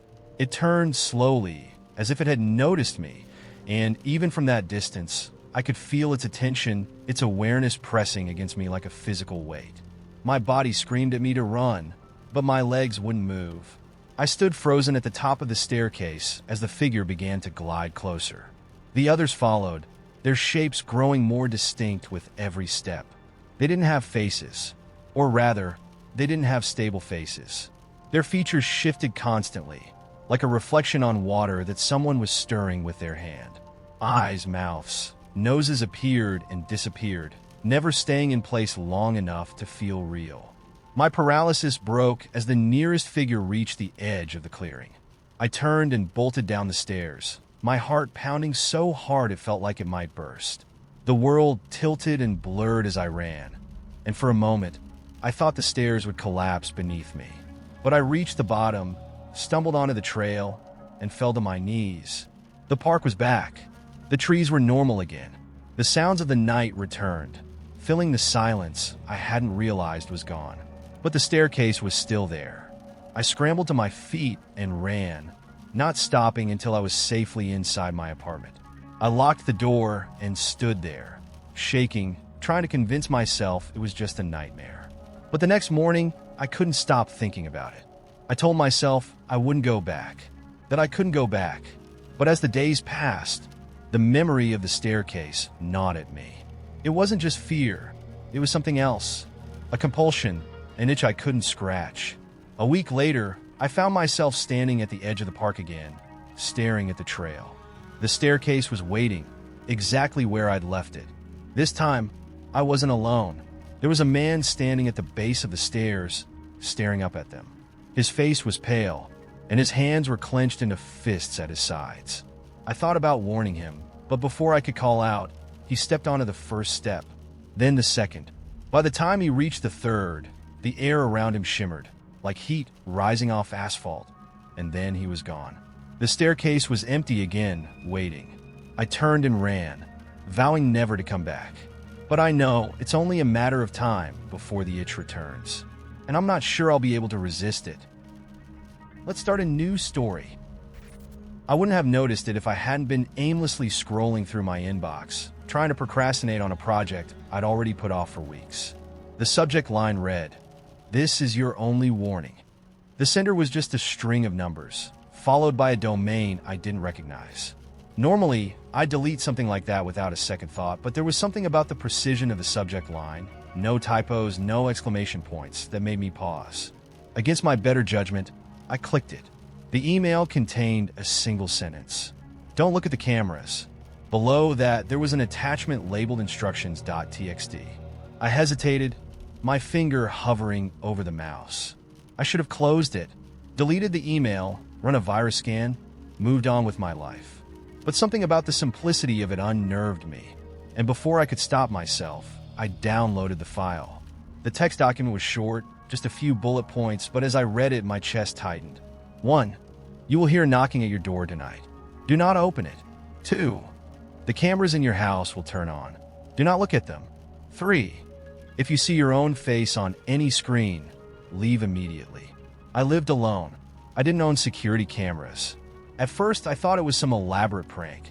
Maybe one of my friends had hacked my email as a joke, but it didn't feel like any of them. No one I knew would go this far for a laugh, and certainly not in the middle of the night. I tried to forget about it, but the unease lingered. At 11:43 p.m., the knocking started. It wasn't loud. 3 sharp taps, deliberate and spaced out, like the person on the other side wasn't in a rush. My stomach flipped as I stared at the door from the safety of the couch. It came again. 3 more knocks, just as measured as before. I stood, my body moving on autopilot, and took a step toward the door. My hand reached out for the handle before the words from the email flooded back. Do not open it. I froze. The knocking stopped. For a long moment, I stood there barely breathing. I could feel the silence pressing in around me, so thick it was almost a sound in itself. Then, from behind me, the TV clicked on. I jumped, spinning around to face the living room. The screen was filled with static, white noise flickering across the glass like a living thing. I grabbed the remote and pressed the power button, but nothing happened. My laptop screen lit up next, the glow casting strange shadows across the room. The camera at the top blinked, a tiny red light I'd never noticed before flaring to life. I didn't own cameras. The email's second rule hammered in my mind. The cameras in your house will turn on. Do not look at them. The static on the TV shifted. A shape began to emerge, faint at first, then sharper, more defined. A room, dimly lit, with a figure standing in the center. My living room. It was me. I stumbled back, my legs hitting the coffee table and sending me crashing to the floor. The version of me on the screen turned its head, slow and deliberate, until its eyes met mine. I wasn't moving. I wasn't doing anything, but the figure on the screen smiled. I scrambled to my feet and grabbed my keys. The email's final rule blared in my mind. If you see your own face on any screen, leave immediately. The knocking started again, louder now, more insistent. I didn't stop to grab anything else. I bolted out the back door, the cold night air stinging my face as I ran to my car. I didn't look back. I drove aimlessly for hours, not sure where I was going, just needing to be far away. The roads were empty, the silence in the car punctuated only by the hum of the engine and the occasional burst of static from the radio. It wasn't until I stopped at a gas station that I realized I'd left my phone behind. The attendant gave me a strange look as I paid for a bottle of water, probably because I looked like I'd just survived a car accident. You okay? He asked, his voice edged with genuine concern. I nodded, too rattled to come up with an excuse. As I turned to leave, I caught a glimpse of something in the security monitor above the counter. My reflection, except it wasn't me. The figure on the screen was smiling. It raised a hand and waved. I dropped the water bottle and ran. I don't know how far I drove after that. At some point, the roads turned unfamiliar, twisting through stretches of land I didn't recognize. The gas gauge dipped lower and lower, and I realized with growing dread that I was in the middle of nowhere. The radio crackled, static bleeding through every station, and then, faintly, a voice emerged. Don't look at the cameras. I slammed the radio off and gripped the steering wheel, my knuckles white. The fog outside thickened, and the headlights barely cut through the gloom.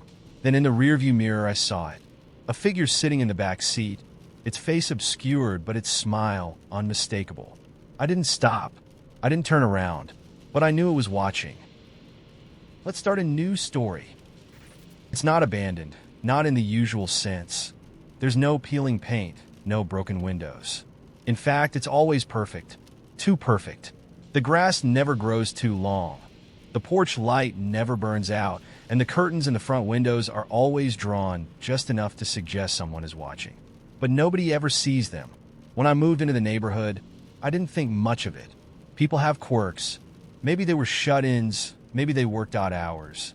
But the longer I lived here, the stranger it seemed. No packages on the porch.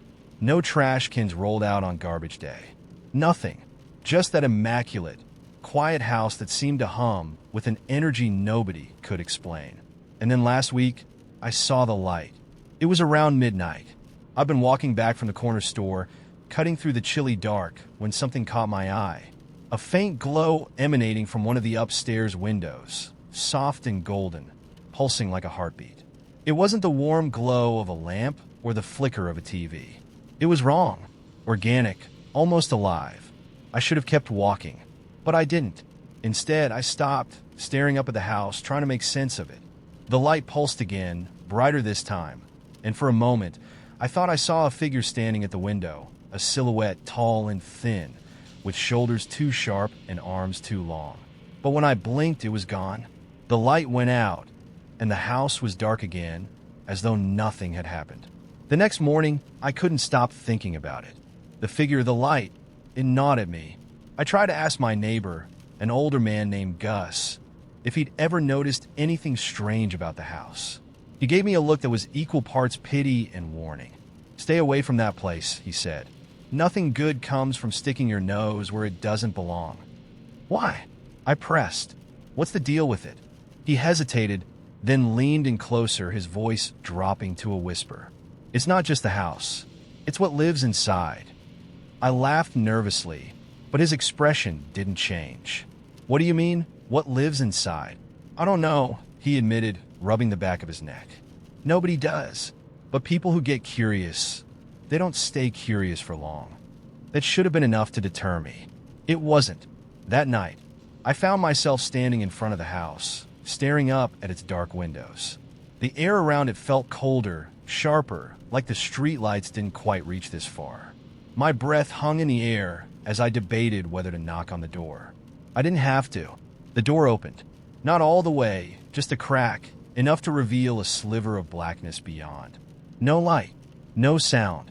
My heart hammered in my chest as I stared at the opening, waiting for someone to step into view. Nobody did. "Hello?" I called out, my voice shaky. Nothing. Just the soft creak of the door, swinging slightly in the breeze. "Is anyone there?" Still nothing. My curiosity warred with my fear, and before I could think better of it, I stepped onto the porch. The moment I crossed the threshold, the air changed. It was like stepping into a vacuum, silent, weightless, wrong. The hum I'd always felt around the house was louder now, vibrating through my bones. I reached out, hesitating, and pushed the door open. Inside, the house was pristine, polished wood floors, a gleaming chandelier hanging from the ceiling, and furniture arranged so perfectly it felt staged. But there was no sign of life. No photos on the walls, no books on the shelves, not even a speck of dust. And then I noticed the smell. It was faint at first, metallic and cold, like old pennies soaked in water. But the farther I stepped into the house, the stronger it grew, until it was all I could do not to gag. I covered my mouth and nose, trying to push through the suffocating odor. At the base of the staircase, I froze. The light was back. It spilled down the stairs in long, golden streams, brighter than it had been the night before. It pulsed slowly, like something alive, drawing me forward despite every instinct screaming at me to run. I took one step, then another, my feet moving as though they were my own. When I reached the top of the stairs, the light was blinding, pouring out from beneath the door at the end of the hallway. The hum was deafening now, a low, resonant thrum that made my teeth ache. My hand shook as I reached for the doorknob. It was warm. I turned it slowly, the door creaking open to reveal nothing. The room was empty. No furniture, no light source, just bare walls and a single window looking out onto the street below. The golden glow had vanished, leaving the room in complete darkness save for the faint moonlight streaming through the glass.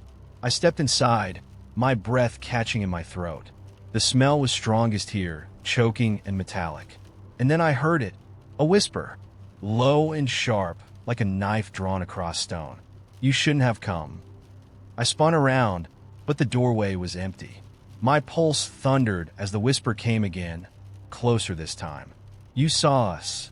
The window reflected something behind me.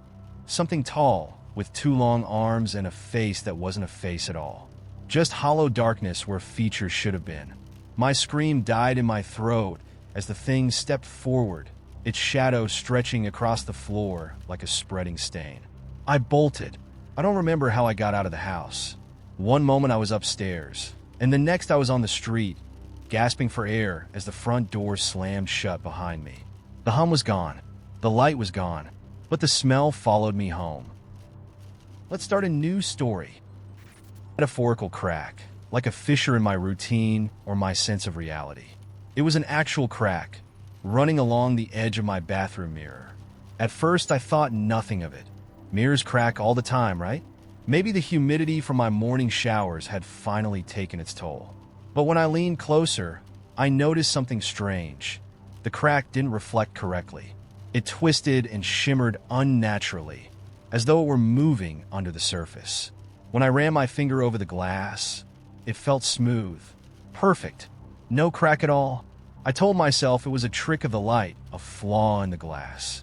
I had a meeting to get to and no time to unravel the mysteries of warped mirrors. But as I turned to leave, I saw something out of the corner of my eye, movement in the reflection. Not my movement, but something behind me. I whipped around, but the bathroom was empty. Just the same tiles, the same shower curtain, the same faint scent of soap. The hairs on my neck stood on end, but I shook it off and went about my day. By Friday, the cracks had spread. Not just on the mirror, on everything. It started small. I was walking to work when I saw a delivery truck parked at the curb, its logo a cheerful cartoon banana. I didn't think much of it until I passed the same truck again 2 blocks later. Same scuff marks on the bumper, same driver scrolling his phone. Then, at lunch, the street performers in the square were identical to the ones I'd seen the day before. Same musicians, same song. I watched them longer this time, trying to convince myself they were just repeating their routine. But the drummer's wrist flicked in the exact same way every time, and the violinist's string snapped at the same second, again and again, like a corrupted loop. That evening, as I unlocked my apartment door, I noticed the air felt wrong, heavy like it wasn't circulating properly. My reflection in the hallway mirror seemed a beat behind, delayed ever so slightly, as though it was reluctant to keep up. I leaned in closer, studying the crack that had grown jagged and black, like a scar running down the glass. Something shimmered within it, faint but undeniable, a dark, shifting mass that looked almost alive. I felt an odd pull, like it wanted me to reach out, to touch it, and I did. The second my fingers grazed the glass, my reflection smiled. I hadn't smiled. The crack split wider, and the glass rippled like water. My reflection moved faster than I could react, reaching through the mirror and grabbing my wrist. Its touch was ice cold, and its grip felt like iron. "Stop!" I screamed, yanking my arm back. It let go, and the surface of the mirror snapped back into place, smooth and unbroken. My reflection stared back, no longer smiling, its expression now eerily neutral. That night, I didn't sleep. I couldn't. Every mirror in the apartment felt alive, humming faintly when I walked past, as though they were breathing. I covered them with blankets, turned them to face the walls, but I could still feel them watching. When I finally drifted off, the dreams came. I was standing in an endless hallway lined with mirrors, each one showing a version of myself. But they weren't me. Not really. Some were older, some younger. Some looked angry or sad, while others stared blankly, their faces devoid of emotion.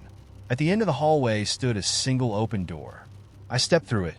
On the other side was my apartment, but it wasn't quite right.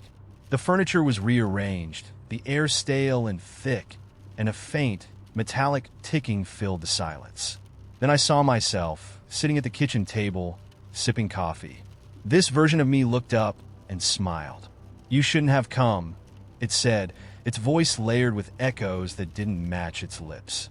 When I woke, the clocks in my apartment were frozen at 3:12 a.m., their hands trembling like they were fighting to move forward. By Sunday, the cracks weren't just in the mirrors. They were everywhere. The walls of my apartment shimmered faintly, their corners bending in ways that shouldn't have been possible. Outside, the world had become a patchwork of repeated fragments. The same jogger passed my window every 6 minutes. The same birds fluttered from tree to tree in the exact same pattern, and the same delivery truck circled the block endlessly. I tried calling a friend for help, but the call wouldn't go through. Every time I dialed, the phone emitted a burst of static before my own voice came through, distorted and distant. Stay where you are. Don't let them see you.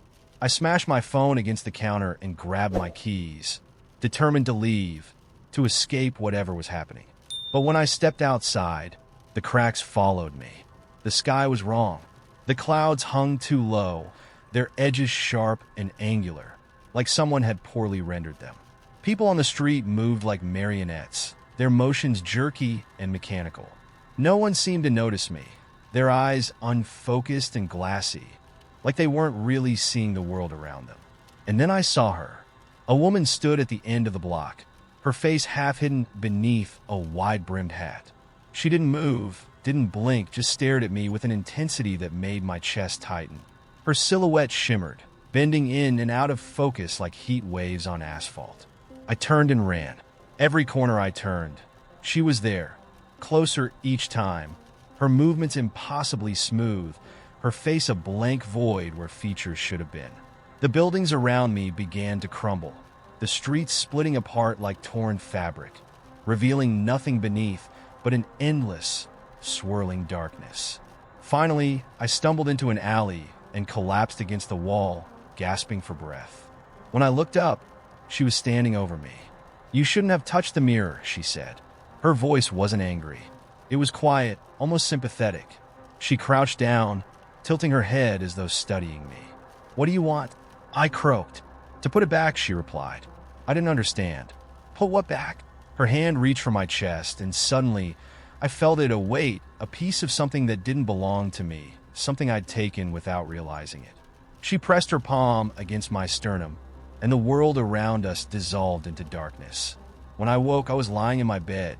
The cracks were gone. The mirrors were whole, the walls solid, the sky outside bright and blue. Everything was back to normal. Almost.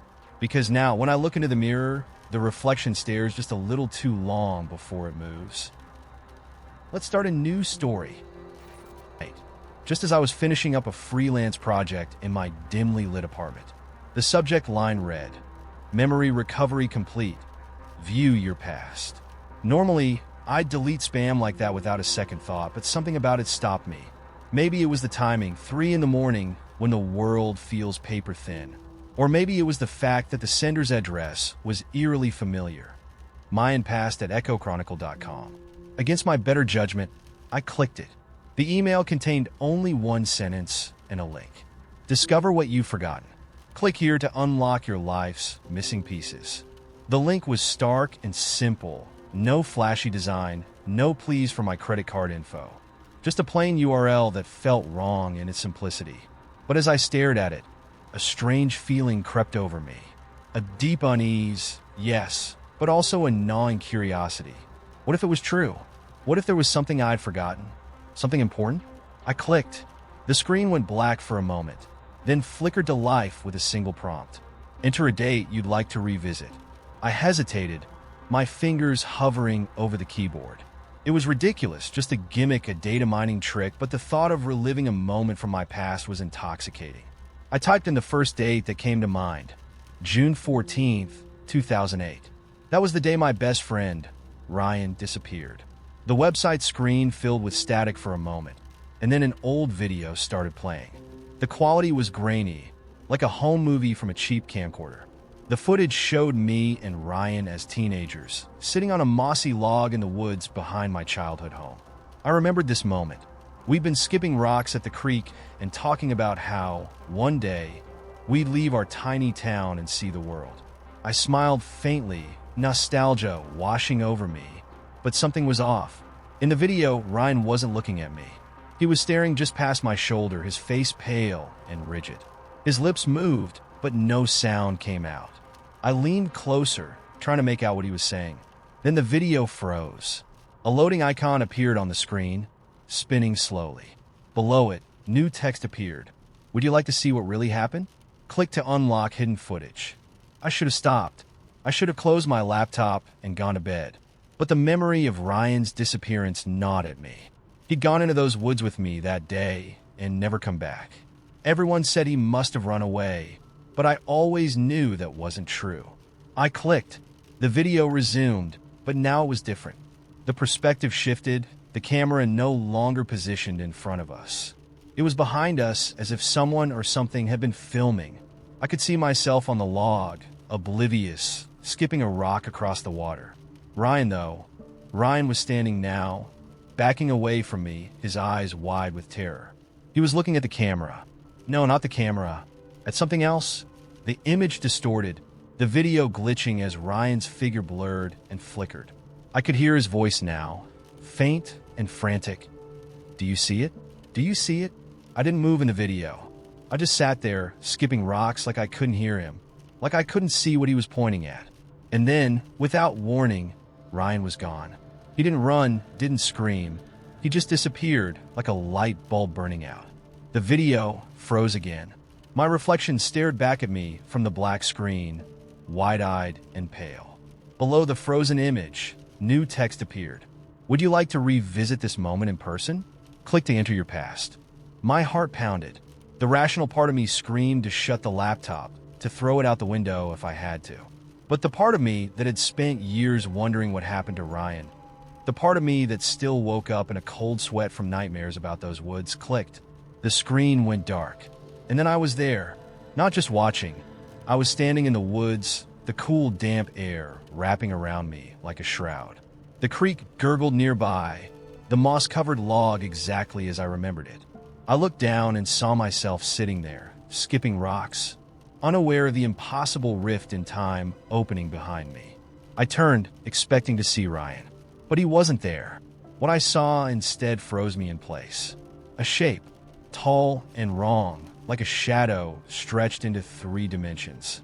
Its edges rippled, as though it were made of smoke and static, and its face, or where its face should have been, was a blank void. It hovered just beyond the trees, watching, and then it moved. It didn't walk or run. It shifted, appearing closer in an instant, its empty face inches from mine. The air around me vibrated, filled with a low hum that made my teeth ache. I tried to scream, but no sound came out. The thing reached toward me, its long, smoke-like fingers curling around my arm. Suddenly, I was back in my apartment. My laptop screen glowed faintly in the dark, the email still open. But something was wrong.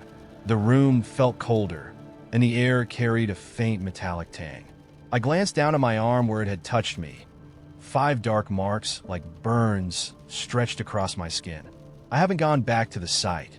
I've tried deleting the email, but it always reappears, the subject line slightly different every time. Don't ignore your past. Discover the truth. You're running out of time. Sometimes, late at night, I hear a hum, low and resonant, vibrating through the walls. And when I close my eyes, I see it standing there just beyond the edges of my mind, watching, waiting,